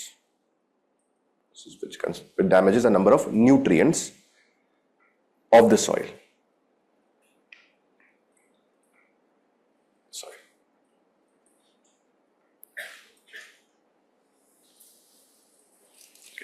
See, listen carefully. When you look at this stubble burning, we normally find that it is a burning of rice stubbles that attracts the attentions of most of the newsmakers. Okay, that is generally not seen with the burning of wheat stubbles, though we are also burning the stubbles of wheat. Yes, it is a fact that stubbles of wheat are burned in less quantity, but today's satellite imagery shows that in the months of April as well, large number of areas are there in the country wherein wheat stubbles are also burned, because cost of fodder is much less than the cost of labor which is used for extraction of the wheat stubble itself. So in better developed areas where we are using the harvesters, we are generally burning wheat stubbles as well, but it does not attract the attention of newsmakers. Why? The simple reason is the difference in the season. Listen please. I am comparing, let's say, wheat with rice. Okay. Can I say wheat is a rabi crop and rice is a kharif crop? Okay. It will be sown in the months of November and will be harvested by the months of April. Rice will be sown in the months of June and July and will be harvested by the months of November. Can I say when wheat is harvested, it is the summer season, but when rice is harvested, it is the winter season? Okay. Now, if suppose I have this as the surface, okay. Now it is the summer season. Okay. Summer season, what happens is that we know that sun apparently shifts its position between equator and the Cancer and Capricorn. Okay. And when we have summer season in northern hemisphere, the sun is moving from equator towards the Tropic of Cancer, and sun is over the Tropic of Cancer during the summer season. And because Cancer passes midway through India, we would find that sun is directly overhead India during the summer season. With sun overhead the summer season over India, we receive direct rays of the sun. Achha. Can I say between the sun and the land, there will be some air present, a parcel of air is present? The sun, which is very hot, is going to release the short wave radiations. Hotter is the body, shorter will be the wavelength of the radiation. So sun, because it is extremely hot, it is going to release the short wave radiations.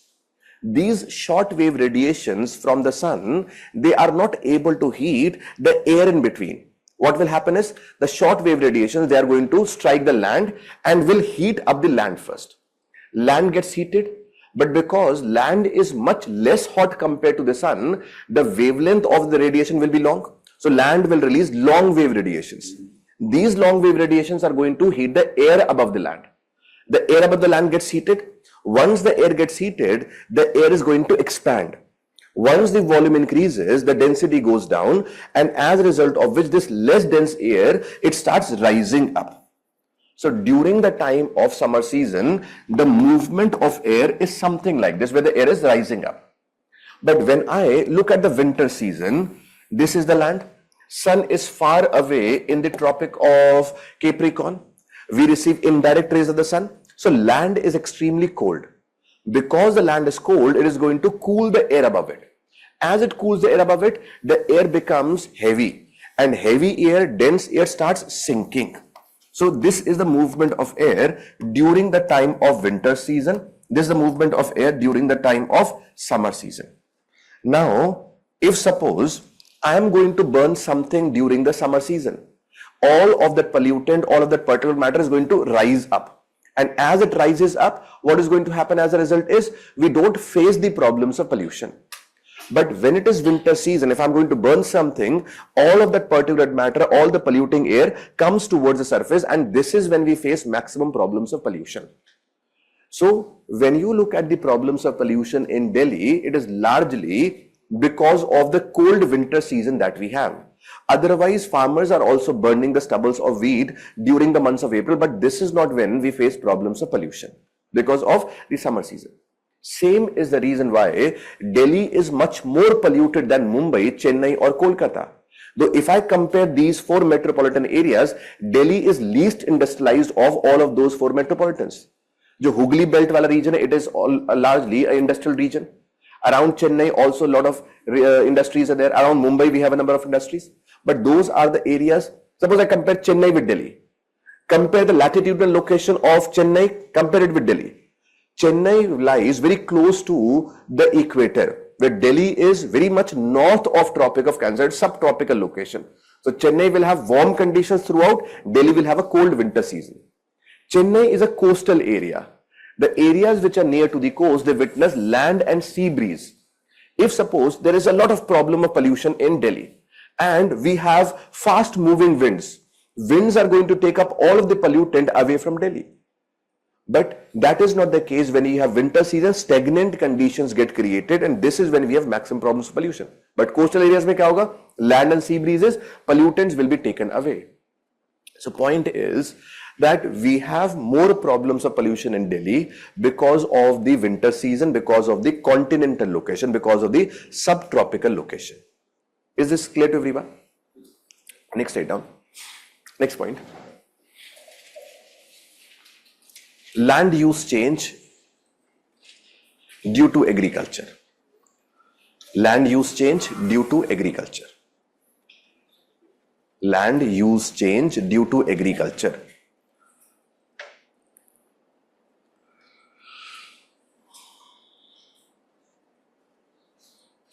देखो इसको समझो पहले फिर उसके बाद लिख लेना. If suppose I have an area wherein a number of trees are there. Okay, there's an area where there are a number of trees. Can I say the trees are going to absorb CO2 and the trees are going to release the oxygen? So we say that trees act as carbon sinks. Trees act as carbon sinks because trees are going to absorb the carbon dioxide and release oxygen. If suppose there are 4 trees and these 4 trees are absorbing hypothetically 100 units of CO2. They are absorbing 100 units of CO2. Can I say if I cut down these trees, then in that case that 100 unit of CO2 which was absorbed by the trees will now get concentrated into the atmosphere? There will be more amount of greenhouse gas. Now when you look at the reasons for deforestation in the world, what we have noticed is one of the reasons for deforestation has been clearing the land for agriculture purposes. Abhi, some time back you must have read in the news that there is devastating forest fire in the forest areas of Uttarakhand. Around Nainital we had a lot of forest fires. This is a phenomena of the tropical areas where every year in the summer season when extremely dry conditions are there, we face problems of forest fire. If you look at the reasons, one of the reasons, there was an article in Indian Express explained page related to forest fire, and it mentions that many times villagers, they are going to burn the trees in order to clear this area. If they are going to cut down the trees, then in that case they will be punished. But once they set the areas on fire, then the fire spreads and within no time the jungle is cleared. Reason is then this jungle can be used for growing the grasses, then this jungle can be used for cultivation purposes as well. If suppose you have heard about this area Udham Singh Nagar in Uttarakhand, this is an area wherein at one point of time we had dense sal jungles. Okay, now this is an area where you find a number of Sikh population, number of people who practice Sikhism. So this is an area where this was not always so. Once the country was partitioned, a lot of people who were there in areas of Punjab in Pakistan or other areas of Pakistan, once they came back, they were given lands in different parts of the country. And one of the areas where they were given land was this area. This used to be a sal jungle, Tarai region, and yahan par the dense sal trees were cut down and they were converted into agriculture lands. And now this is the area wherein we have flourishing agriculture fields, one of the high productivity regions of northern India. So point is, very often the trees have been cut down for the purpose of agriculture. Or for example, you must have heard about shifting cultivation, known as Jhoom in northeastern India, known as Khumri in the areas of Western Ghats. It is a primitive form of agriculture which is practiced in many other areas of the world as well. Now largely limited to few tribal pockets of the country, especially northeast. Because tribal society, it is very different from the society that we have in other parts of the country, which is largely caste-based hierarchy is present. Tribal society mein, even today, there is no concept of private ownership of property. Equality prevails. Land is owned by the community in a tribal society. So many years northeast, what is going to happen is, let's say I belong to a tribal society. There is an area where trees are present. What I'm going to do is, I don't have a land of mine, so I'm going to first cut down the trees, slash and burn agriculture. Then the trees after cutting are burnt. Take a slash and burn agriculture. Once we burn the trees, the land is made clear of the trees. Now this area will be used for cultivation. I will cultivate this area intensively for 7-8 years. When I intensively cultivate this area for 7-8 years, the land starts losing the fertility. And once the land loses the fertility, the tribal group is going to abandon this land and move in search of some new area. And in some other area as well, the forest areas will be cut. So point is that many forms of agriculture have been the reasons for deforestation. And this is one of the reasons for the change in the climate, global warming and consequent climate change. Okay, write down. Land use change due to agriculture.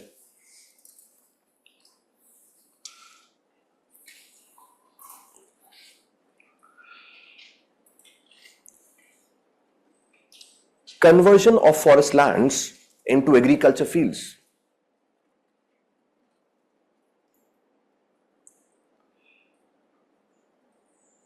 Conversion of forest lands for the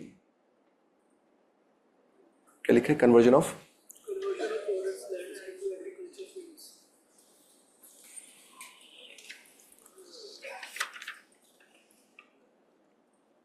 this is right. Conversion of forest lands for agriculture. Change करना सके. Conversion of forest lands for agriculture has been one of the reasons for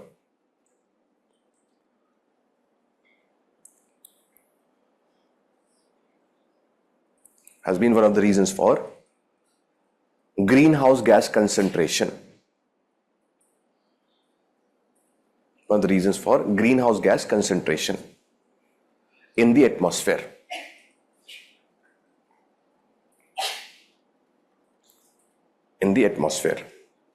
Full stop. Practices like shifting agriculture,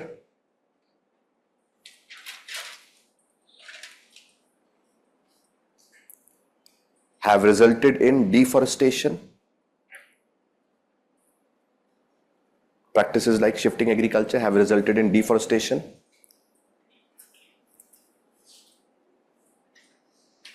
Full stop.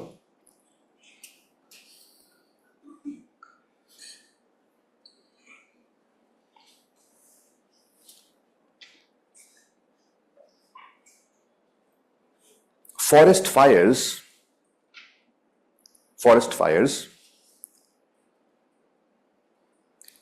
which often are due to human actions have also been the reasons for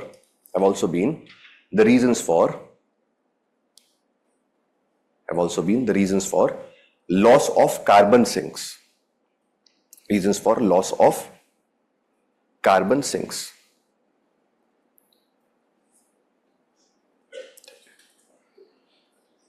चलो एक बार revise करो इसे. Let's go through this once.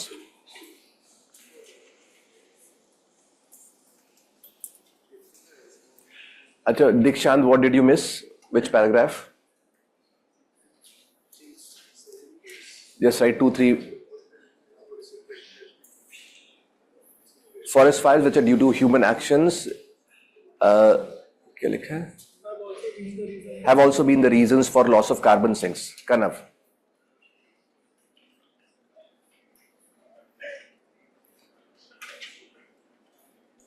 Chavi Manish, what is forests? They are known as carbon sinks because they absorb the CO2. No, happy seeder basically, Sumant, is a machine which is mounted on a tractor. It is going to cut the stubbles, place it over the soil, and at the same time sow the seeds of wheat. So if there's a field wherein you have the stubbles which are already standing, you can still go for the sowing of wheat. Aaron Kaima, Navnoor.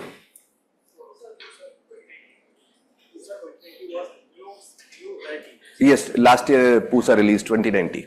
Short duration rice variety with high yield and strong grain.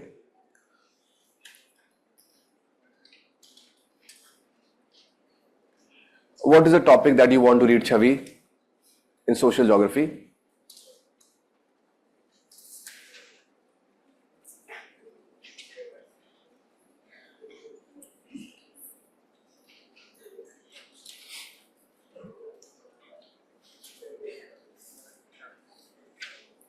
No, they have, but there is no concept of a date announced by the government for transplantation of paddy, which is there in the areas of Punjab and Haryana.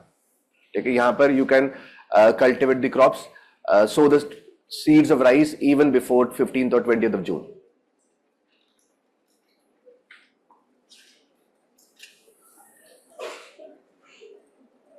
It's costly, Rohan Kumar. See, I told you in the very first lecture the topics that I'm taking up in class, they are largely from the newspapers. ये वाला stubble burning वाला you will not find in any of the books. Okay, so I clarified that in the first lecture itself. Somebody was raising a hand this side. Yes, sir.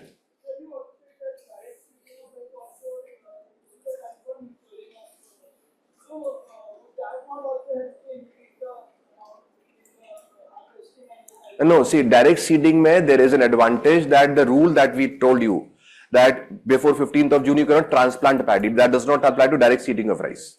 So direct seeding mein you can even sow the seeds in the months of April. Nobody is going to question you for that. Yes, it is a solution, but the problem is how would you manage the weeds? That is why the farmers of India, they are not very keen on direct seeding of rice. Because direct seeding mein weed management becomes a major issue. That is why the farmers have reported a low yield in case of direct seeding of rice.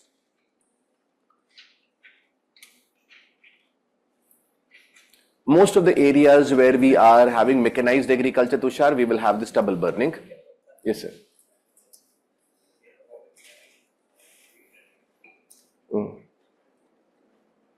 What is the exact question related to green credit? It was there in the newspapers, I guess. Question batao, exact question क्या है? अभी the teacher is going to take up this topic. If you have any specific question, then basically ये है, मोटा-मोटा concept समझो. I am an industry. I, let's say, use certain processes wherein I am releasing less amount of carbon dioxide, or let's say I plant some trees wherein they can act as carbon sinks, or let's say I am using renewable energy. So उन सभी के लिए I will be given a credit. That means you can sell it to some other industry. Suppose you are industry, you are highly polluting in nature. I'm industry, I'm less polluting. So what you can do is, in order to release more amount of those polluting gases, you can purchase that credit from me. So I can sell it to you. This is the major concept. देखिए उसके बाद कोई specific question है तो पूछो. Sir, apart from having this much of laws of FCRA, all those, still the people are doing inside the forest and environment. Basically, how would you check the people? The implementation of rules in India is what is considered as a problem. Just stubble burning. Stubble burning has been a practice which has been banned. It is a practice which carries punishable offense since very long. But what happens before every elections, every political party or every government is going to waive off the fines. There's a UP mein whenever we had elections, some time back, Punjab mein we had elections. Before the elections, the government waived off the fines of the farmers who were found burning stubbles. That means basically it is disincentive for the farmers to not burn the stubbles. Because the problem is implementation kaise karoge? This is a major issue.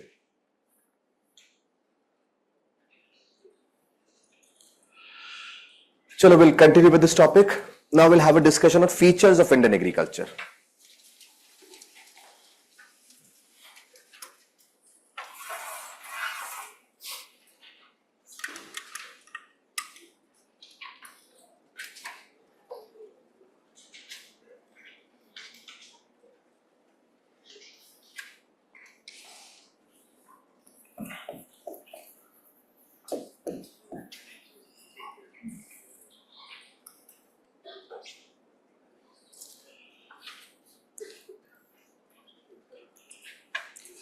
One of the features of Indian agriculture is Indian agriculture is largely rain fed. You see, these days you must be reading a number of articles in the newspapers related to how the IMD has predicted that we would have a better rainfall this particular year. Monsoon will be above normal, and that has brought cheers for the farmers because with better rainfall, we are likely to have more of production. Now, we in India, even after so many years of independence, are totally dependent on monsoon. And more than 60% of the total fields that we have, more than 60% of farm holdings in India, they are completely rain-fed without any option of irrigation. Suppose I look at certain terms, suppose I look at this term net sown area.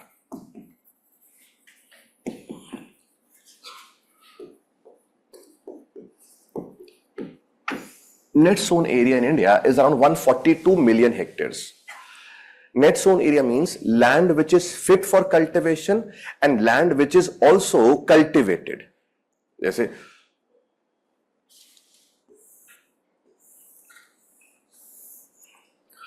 suppose this is the total arable land in India. Arable land means land which is fit for cultivation, and the size is, let's say, 110 hectares. 110 hectares hypothetically is the total arable land in India.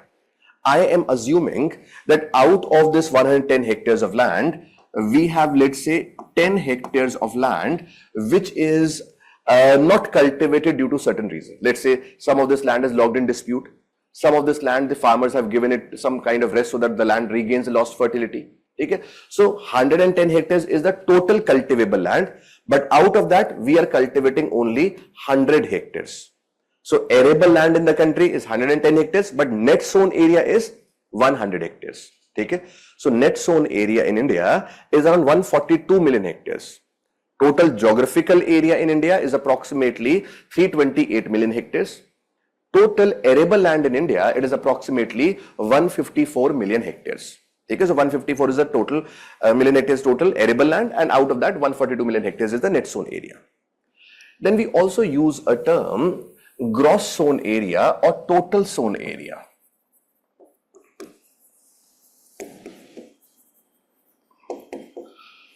Gross sown area is 1.41 into net sown area. What does this mean? Listen please.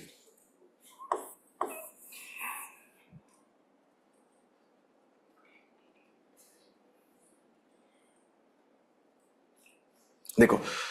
When you look at this gross sown area, what I'm going to notice is that this is the total land which is cultivated. Just suppose net sown area is 100 hectares. 100 hectares is net sown area. Can I say I am cultivating this land during the Kharif season? Okay. But after harvesting the Kharif crop, I can again cultivate the same land in the Rabi season as well. What is net sown area? 100. But what is the total sown area? 100 during Kharif, 100 during Rabi. It will become 200. I cultivate this in the Zaid season as well. The same 100 hectares. Now, the gross sown area, total sown area is 100 plus 100 plus 100. That is 300 hectares. Getting my point? So, if I cultivate the land in the country, net sown area 3 times, then gross sown area will become 3 into net sown area. 2 times it becomes 2 into net sown area. But gross sown area in India, it is 1.4 into net sown area. That means overall land in India is cultivated only 1.4 times in the country. Why are the farmers not cultivating the land every season, or why are they not cultivating twice or thrice in a year? The simple reason is we in India receive rainfall largely during the months of summer season, June, July, August and September. This is the time when majority of the farmers are going to cultivate the crops. And only a few farmers who have option of irrigation, these are the only farmers who can cultivate the crops during the Rabi season as well. So point is, if irrigation facility is given to every farmer of the country, then the gross sown area may also increase by a significant amount. So at present, only 53% of agricultural land is irrigated. At present, we have 60% of the farm holdings which are totally rain-fed. Now, when you look at the irrigation infrastructure that we have created, only a few areas are there in the country where we have been successful in providing irrigation support. जैसे there are only a few states, जैसे for example the state of Punjab. In the state of Punjab, approximately 98% of agricultural land is irrigated. That means almost every farmer has access to irrigation. That is why, despite the less rainfall that we have in Punjab, we are able to cultivate some water intensive crops like rice. We are able to cultivate water intensive crops like sugarcane. If I look at Punjab, though the rainfall is less, but you will never hear about that this year we have had droughts in Punjab. Never, because even though there will be a failure of monsoon, but farmer have an option of irrigation. So Punjab, almost 98% of the agricultural land is irrigated. In Haryana, approximately 87% of agricultural land is irrigated. In the areas of UP, approximately 76% of agricultural land is irrigated. In Andhra Pradesh, we have approximately 64% of agricultural land which is irrigated. In Bihar, we have approximately 63% of agricultural land which is irrigated. So, there are only a few states wherein we have some significant amount of area which is irrigated. Over 50% other than these states would also include Tamil Nadu, West Bengal, and now Madhya Pradesh as well. Madhya Pradesh has seen some good progress in the past 15-20 years in terms of irrigation. So these are the only states where more than 50% of their agricultural land is irrigated. Now, within these states as well, what you're going to find is the irrigation infrastructure is not uniformly created across the states. Suppose I look at UP. Okay. In a state like UP, we know that Uttar Pradesh has a vast aerial extent. Okay. The areas of UP which lie very near to Delhi, the areas of Western UP, which we discuss are important for sugarcane cultivation. These are the areas wherein almost every farmer has access to irrigation. Western UP, it is irrigated by Upper Ganga Canal, and it has been the case since 1854. Lower Ganga Canal, we also have tube well irrigation in those areas because a lot of groundwater is available. So this is an area which is very well irrigated. But suppose I start moving from Western UP and let's say I start moving in the southeastern direction. Okay, let's say from Agra, I start moving in this direction. What I'm going to find is I will come across places like, for example, Mahoba, or for example, Hamirpur, or Jalao, or Jhansi. ये जो areas हैं, they are known as Bundelkhand region. So this is the area. Bundelkhand basically is a cultural region, a physiographic region, which lies in both UP and Madhya Pradesh. Other than districts of UP that we just mentioned, we also have Tikamgarh, Chhatarpur, Panna, which are also part of Bundelkhand region in Madhya Pradesh. Achha. Bundelkhand is a very dry area. Plus irrigation infrastructure is also absent in this region. That is why you will find that this is a very poor region of the state. Suppose I look at the areas of old Rajendra Nagar. Most of the households that you are going to find at Rajendra Nagar, most of them, they are from the regions of Bundelkhand, a very poor region. If you people have heard about this Kane-Betwa Link Canal project, if you have heard about this Kane-Betwa Link Canal project, this is Yamuna River. Iski tributary is Betwa. A tributary is Kane. Now, the idea is we will create a dam here on Kane River, Dhodhan Dam. Okay. So a dam will be created here. This dam will store water of Kane River, and then the water of Kane River will be transported to the Betwa River. Once Betwa gets water, then this water will be used for irrigating this parched area of Bundelkhand. So basic objective is to provide irrigation and drinking water facilities to this area of Uttar Pradesh, or Madhya Pradesh, which is very less developed. So within a state which is having good network of irrigation, there is a lot of disparity. Same goes for Andhra Pradesh as well. Andhra mein, if I look at irrigation, the unified state of Andhra Pradesh had three regions. One, Telangana, second, Coastal Andhra, third, Rayalaseema. Now Telangana is a separate state. So the present day state of Andhra Pradesh has two major regions. One is Rayalaseema, second is coastal Andhra.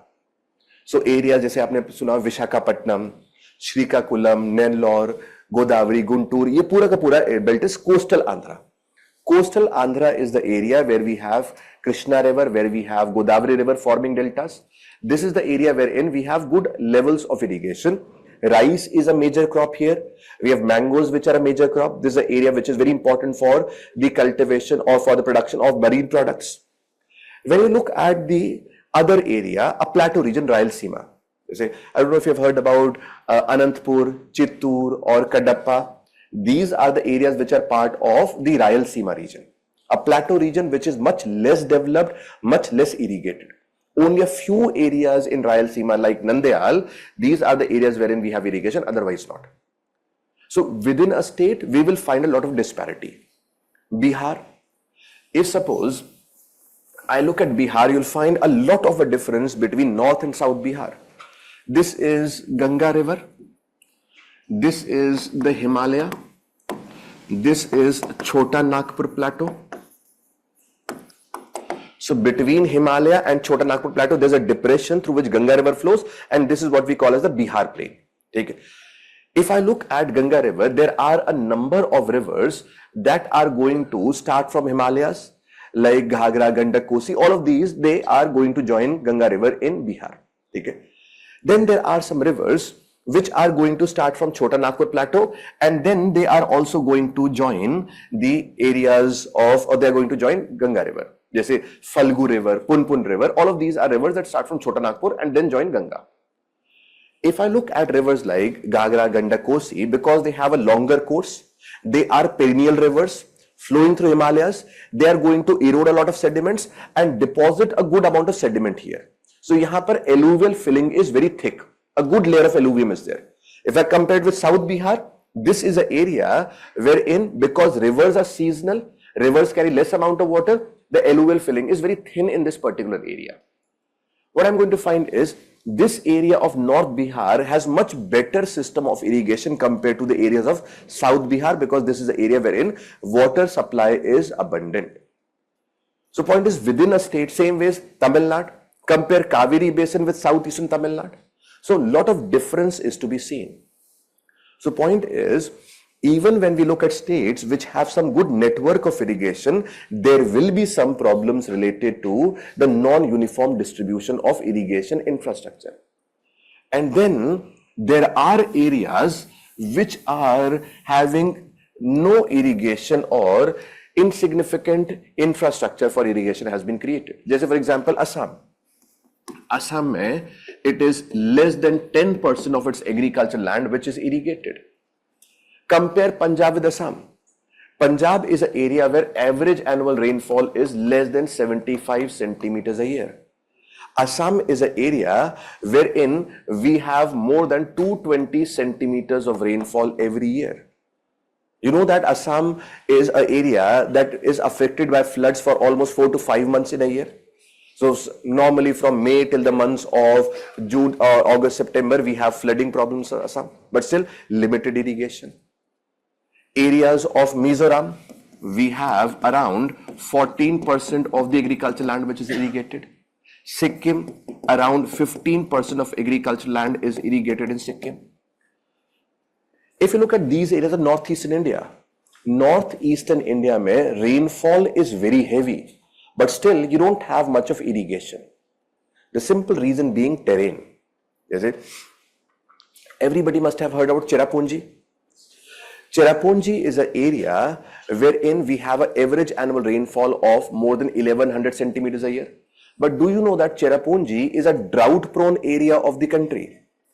If you go to Cherrapunji, you will not find very dense forest, but you will find grasslands. The reason being, it is a mountain area, it is a hilly region where rainfall is very heavy, but all the water goes and rushes down in the direction of slope. You are not able to store that water.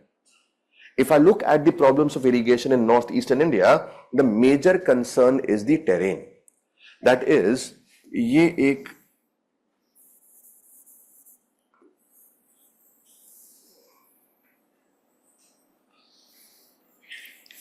suppose this is the map of northeastern India.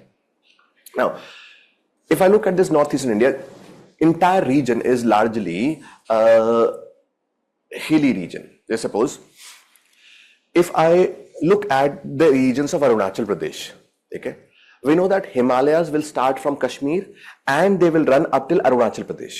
And we also know that Himalayas, they have three ranges which are parallel: the Great Himalayas, the Middle Himalayas, and the Outer Himalayas or Shivaliks. Okay. Achha. Now, what you're going to notice is that if you look at the atlas, you'll find the mountain ranges like Dafla, Miri, Abhor, Mishmi. ये जो ranges हैं, Dafla, Miri, Abhor, Mishmi, they are basically part of Shivaliks. Okay? So Dafla, Miri, Abhor, Mishmi, they are basically hill ranges of Arunachal, and these are Shivaliks basically. Okay? So ये hill area है.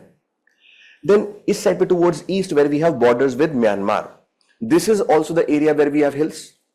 These hills that we have, like for example Patkaibam or Naga hills, or near to that Kohima hills, or Manipur hills, Mizo hills, these hills, they are not considered as Himalayas, but ye jo hills and they are considered as Purvanchal hills. They are an extension of Himalayas. Ye Himalaya nahi hai, but they can be considered as an extension of Himalayas, and they're known as Purvanchal hills. Achha. Then when I look at this area, this is the area where we have Garo, Khasi, Jaintia, Mikir and Rengma. Garo, Khasi, Jaintia, Mikir, Rengma being their outliers, it is not Purvanchal. It is not Himalaya. It is basically part of peninsular plateau. जैसे Deccan plateau है, छोटा Nagpur plateau है, वैसे ही Meghalaya plateau. Suppose if you ever go to Meghalaya, you will find the same type of hills that you have in Maharashtra. जैसे महाराष्ट्र में we have this flat topped hills ऐसे करके.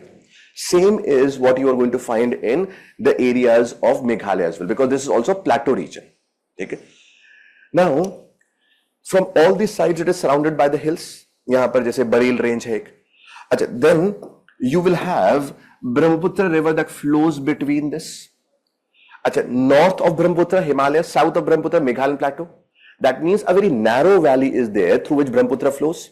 Region has exceptionally heavy rainfall, and all the water that is falling here, it enters into Brahmaputra, and when Brahmaputra overflows, then entire area gets flooded because it is a very narrow area constructed by mountains on two sides. If I have a mountainous region like this, how would I create irrigation systems here? Mountains mein it is very difficult to create irrigation canals. Okay, this is almost a impossible exercise. Okay, mountains mein tube wells also cannot be created. Groundwater is too deep. Yahan par you cannot have large farm ponds because again you don't have flat lands wherein the ponds can be created. So in these areas, normally spring water is being used for drinking and for irrigation purposes. Hilly areas mein, irrespective of the rainfall, water is a perennial problem. So point I'm trying to tell you is, when I look at this area, I'll find because it is an area which does not have a flat terrain, despite heavy rainfall, we have been less successful in creating irrigation support for the farmers. Then look at Maharashtra. Maharashtra is a state wherein you have around 18% of its agricultural land which is irrigated. Southern Maharashtra has some kind of irrigation, some irrigation. Western Maharashtra, rest of the area, irrigation system is not to be seen. We discuss Vidarbha region, Marathwada region. These are the areas which are largely the areas where we have maximum farmer suicides. If suppose I look at the areas of Maharashtra,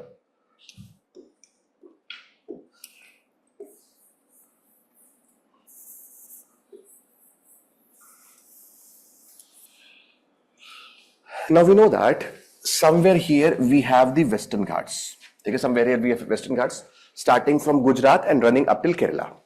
अच्छा, ये एक mountain है suppose. Okay, this is let's say the ocean. अच्छा, when we look at the monsoon winds they come from southwest monsoon winds, they will come from this direction.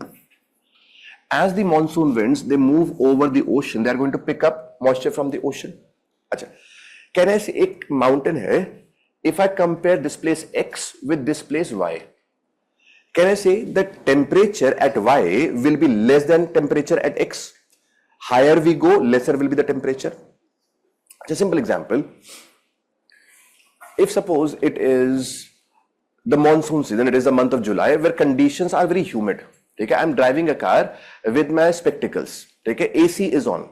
Okay, the cold air from the AC, it is striking my lenses. Now what happens is my lenses become very cold. Now, as I stop the car and I move out of the car, what I'm going to find is the lenses, they are going to develop a fog. What is the reason? The simple reason is cooler is the air, lesser is the moisture holding capacity. Warmer is the air, more is the moisture holding capacity. Suppose if my lenses would have been very hot, then in that case, there would have been no condensation, there would have been no fog development around them. So point is, this air that is moving over the ocean carries a lot of moisture. It picks up the moisture, it strikes the mountain. As it strikes the mountain, it is forcefully uplifted. As it rises up, can I say conditions become cooler? Cooler are the conditions, lesser will be the moisture holding capacity, and as a result of which we will have formation of clouds or condensation takes place. When condensation takes place under certain conditions, we may have some rainfall. So, ye wala area of Maharashtra, the Konkan region, that is Mumbai, has very heavy rainfall because it is on the windward side of the Western Ghats. But where do we have Vidarbha region here? Where do we have Marathwada region here? So, Vidarbha and Marathwada, they are on the rain shadow area. They are on the leeward side of the mountain. Just once this air rises up, this air descends down the mountain. As this air descends down the mountain, can I say the air will be compressed? As the air is compressed, the air becomes warm. Warmer air means more of moisture holding capacity and less chances of condensation or cloud formation. So, ye wala jo area hai, it is a very dry area. Dry area and no irrigation. That means even when the monsoon falls, you don't have any option of irrigation, and that is why maximum of farmer suicides take place in this particular part of the country. You look at a picture of drought. The most common picture of drought that you can come across in the newspapers is a drought is represented by a farmer who's squatting on a land, and land has developed very deep cracks. This is a picture of Maharashtra. Why? Because this is the area where we have black soil. Black soil has very high amount of clay in it. More than 60-62% is clay. And whenever clay is dry, it develops cracks which can be as much as 1 meter deep. So what I'm trying to tell you is areas wherein we have irrigation and have less rainfall, they will never see droughts. But areas wherein we have less rainfall but no irrigation, droughts are very frequent. So very few areas in India have been successful in providing irrigation support to the farmers. Now suppose Punjab mein, I'm saying almost every farmer has an irrigation.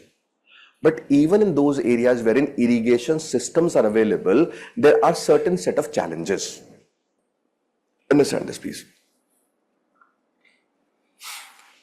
One of the challenges that we find is related to the efficiency of water usage.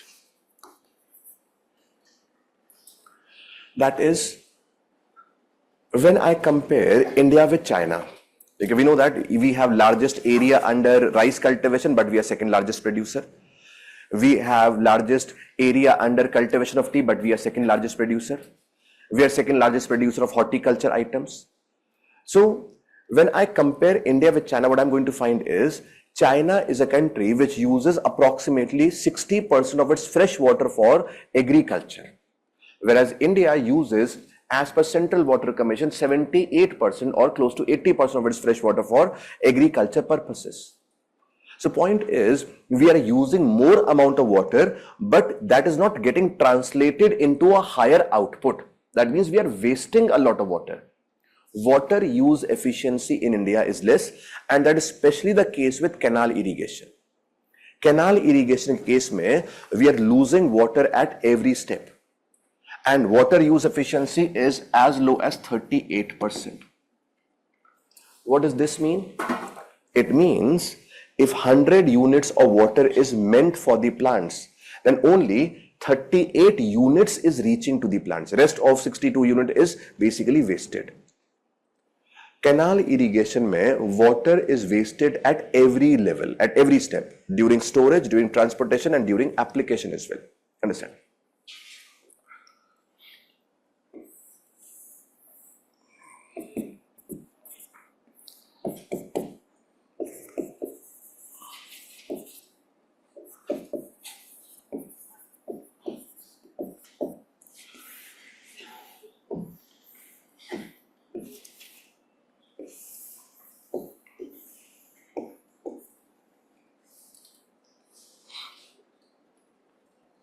So we have a canal irrigation system, a reservoir is there, and from this reservoir the canal is going to take the water. So canal which is perennial canal, which may have water throughout the year, will generally be associated with a reservoir or may be associated with a barrage as well. Barrage is a water diversion system. Okay? Now, when I'm storing the water in this reservoir, can I say reservoir is open from the top? Because it is open from the top, during the time of storage, we will have very high evaporative losses. So evaporative losses are very high during the time of storage. If you have heard about the solar power, one of the forms of solar power that is being promoted in the country is floating solar power plants, where over the reservoirs you are going to place the solar panels. Its advantage क्या होती है? Evaporative losses to some extent are reduced. Okay? So point is, during the time of storage, we are losing a lot of water to evaporation. Then comes the time of transportation. Transportation के case में we know that canal carries water to long distances. जैसे Indira Gandhi canal starts from Harike barrage in Punjab, ठीक है, where Satluj meets with Beas river.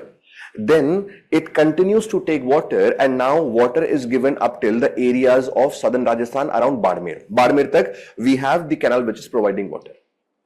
If canal is open from the top, canal is transporting water to long distances.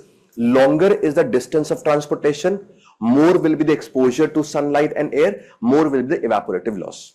So during the time of transportation as well, evaporative losses are on the higher side. Then comes the transportation mein, other than evaporative losses, we also have seepage losses. This is the main canal. This main canal will have a number of feeders, that is, number of sub canals are there which will carry water to fields which are far away from the main canal. Many times, if suppose this is a vertical cross section of the canal, main canals mein generally we have concrete lining on all the sides. Jैसे at the bottom and on the sides we have a concrete lining. This is known as a lined canal or a pakka canal. But what if I don't have a concrete lining? What if it is a kacha canal or a unlined canal? So if it is a kacha canal or an unlined canal, not only we will have the evaporative losses, but we are going to have the seepage losses as well. So we have evaporative and seepage losses during the time of transportation. Now we have to apply the water. The most common method of water application in the country is applying the water through flood irrigation. Jaise, what are we going to do is, this is my field.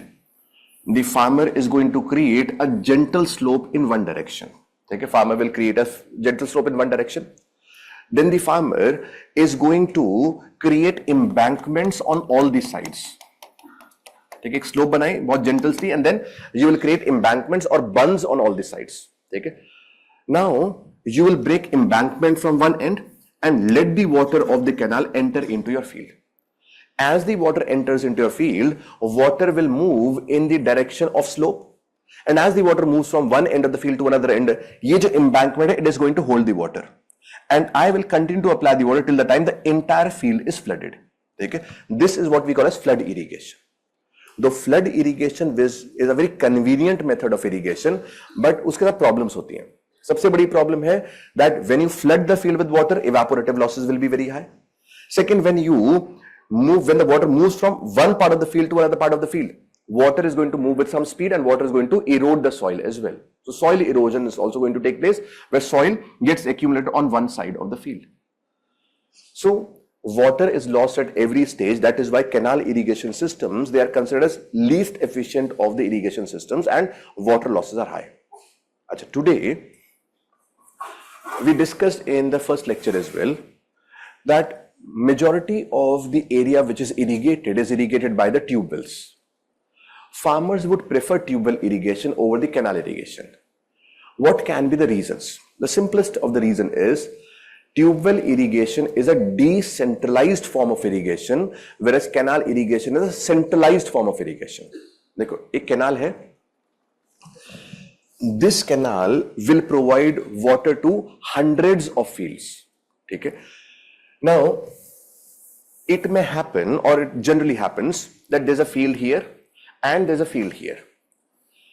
Now, once the water is released, the field which is towards the source of the canal, इसे कहते हैं source, it is the source of the canal, this field draws maximum the water.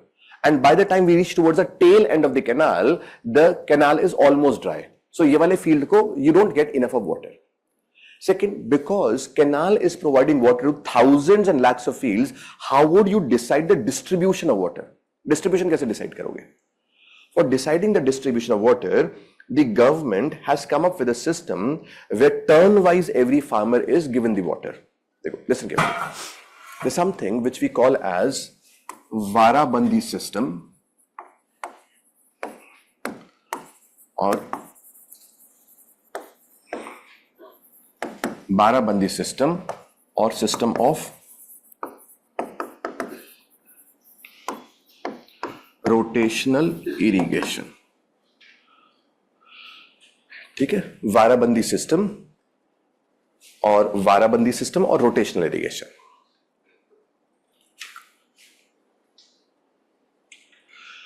देखो यार, two terms are there. One is bara, second is bandi. Bara here means turn. Suppose I want to say it is my turn. मैं बोलूँगा मेरी बारी है. So that bari is this bara. So this is standing for turn. Bandi is embankment or a band.